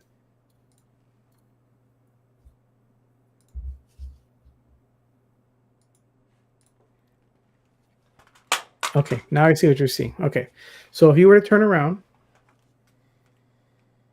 okay, there, what you're looking at there, which I'm assuming is a skyline when I see it on the stream, that, at least in the stream, was all grayscale because it's in the far distance, but it's so bright on the present, it's just white. I want to see if it's when we catch up. So then that's because when you use inverse tone mapping or auto HDR, there's no color information left. So it's just kind of a grayscale thing. I'm just going to see if it catches up. So I don't know what you're talking about. This thing? So yeah, that whole building, all those buildings, probably would be more saturated in with the RenoDX mod. Okay. So that looks very gray to me, like grayscale. I see. Yeah, you don't go there, so that's like a picture. That's like a texture or something. Yeah, but it's so bright that it loses its color. So it kind of like, even as when I'm looking at it, I'm like, this looks off, No, it's, because and this is if the probably buildings. not max out brightness because I No, but so what I'm saying I is that it's inverse tone mapping. So what it is in SDR, this is how I actually do it yeah, 1500 nits, but that might be clipping on yeah, the recording unless OBS does tone mapping to 1000 nits. yeah. What I'm saying is that if you were to have the original HDR, it would probably have even more color. Okay, Yeah, because it wouldn't lose the color information. I see. I see. So uh, look at the buildings background. You can okay. Let him connect to your PC through Parsec. Okay, man. Let's leave it there. I think this live stream is already way too long. I don't want to abuse. I used all your time on this one. Thank you very much. Next time, No problem. you don't need to dispose of that much time. I think Okay. we can get it going like in 2 hours because we have it already set up with what we want to do. So next time we should move a lot faster and and yeah, let's leave it there so we don't uh, we can go to sleep. And I really appreciate your time, Yeah. Carlos. Um, you know, let me know if you have the chance next week, so we can keep learning. Um, and then at the end, so ultimately the thing is, if I learn how to do this, I can I can teach a lot of people because Yeah. I have the platform, so I Yeah.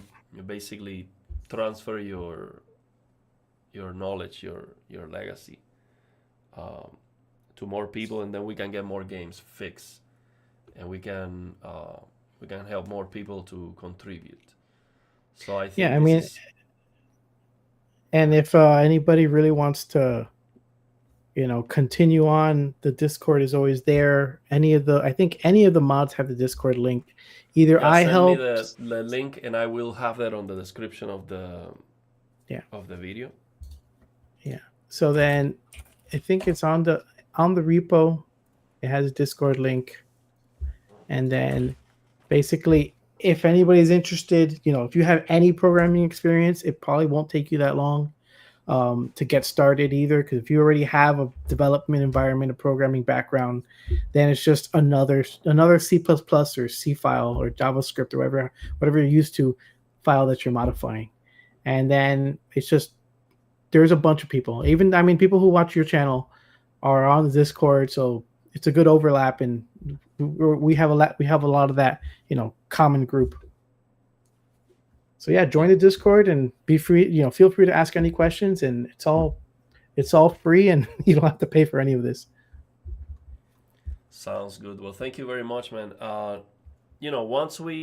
Once we figure it out and we learn a little bit more, I'm gonna be, I will be able to answer more questions and engage more with the chat today. I wanted to move forward and try to understand myself. That's why we didn't interact too much uh, with the chat, but we'll try better next time. Yeah, Thank you very no, I think much it was good. Good for day. all of you Thank you. joining. Thank you very much, Carlos, for your for sharing all of this. I think what you've done is it's a game changer because you really figured out what's going on, what's wrong, and fix it from like the real fix. What I've been trying to Yeah. offer so far are just like workaround. Try to lower the black level on your TV. Do something about it.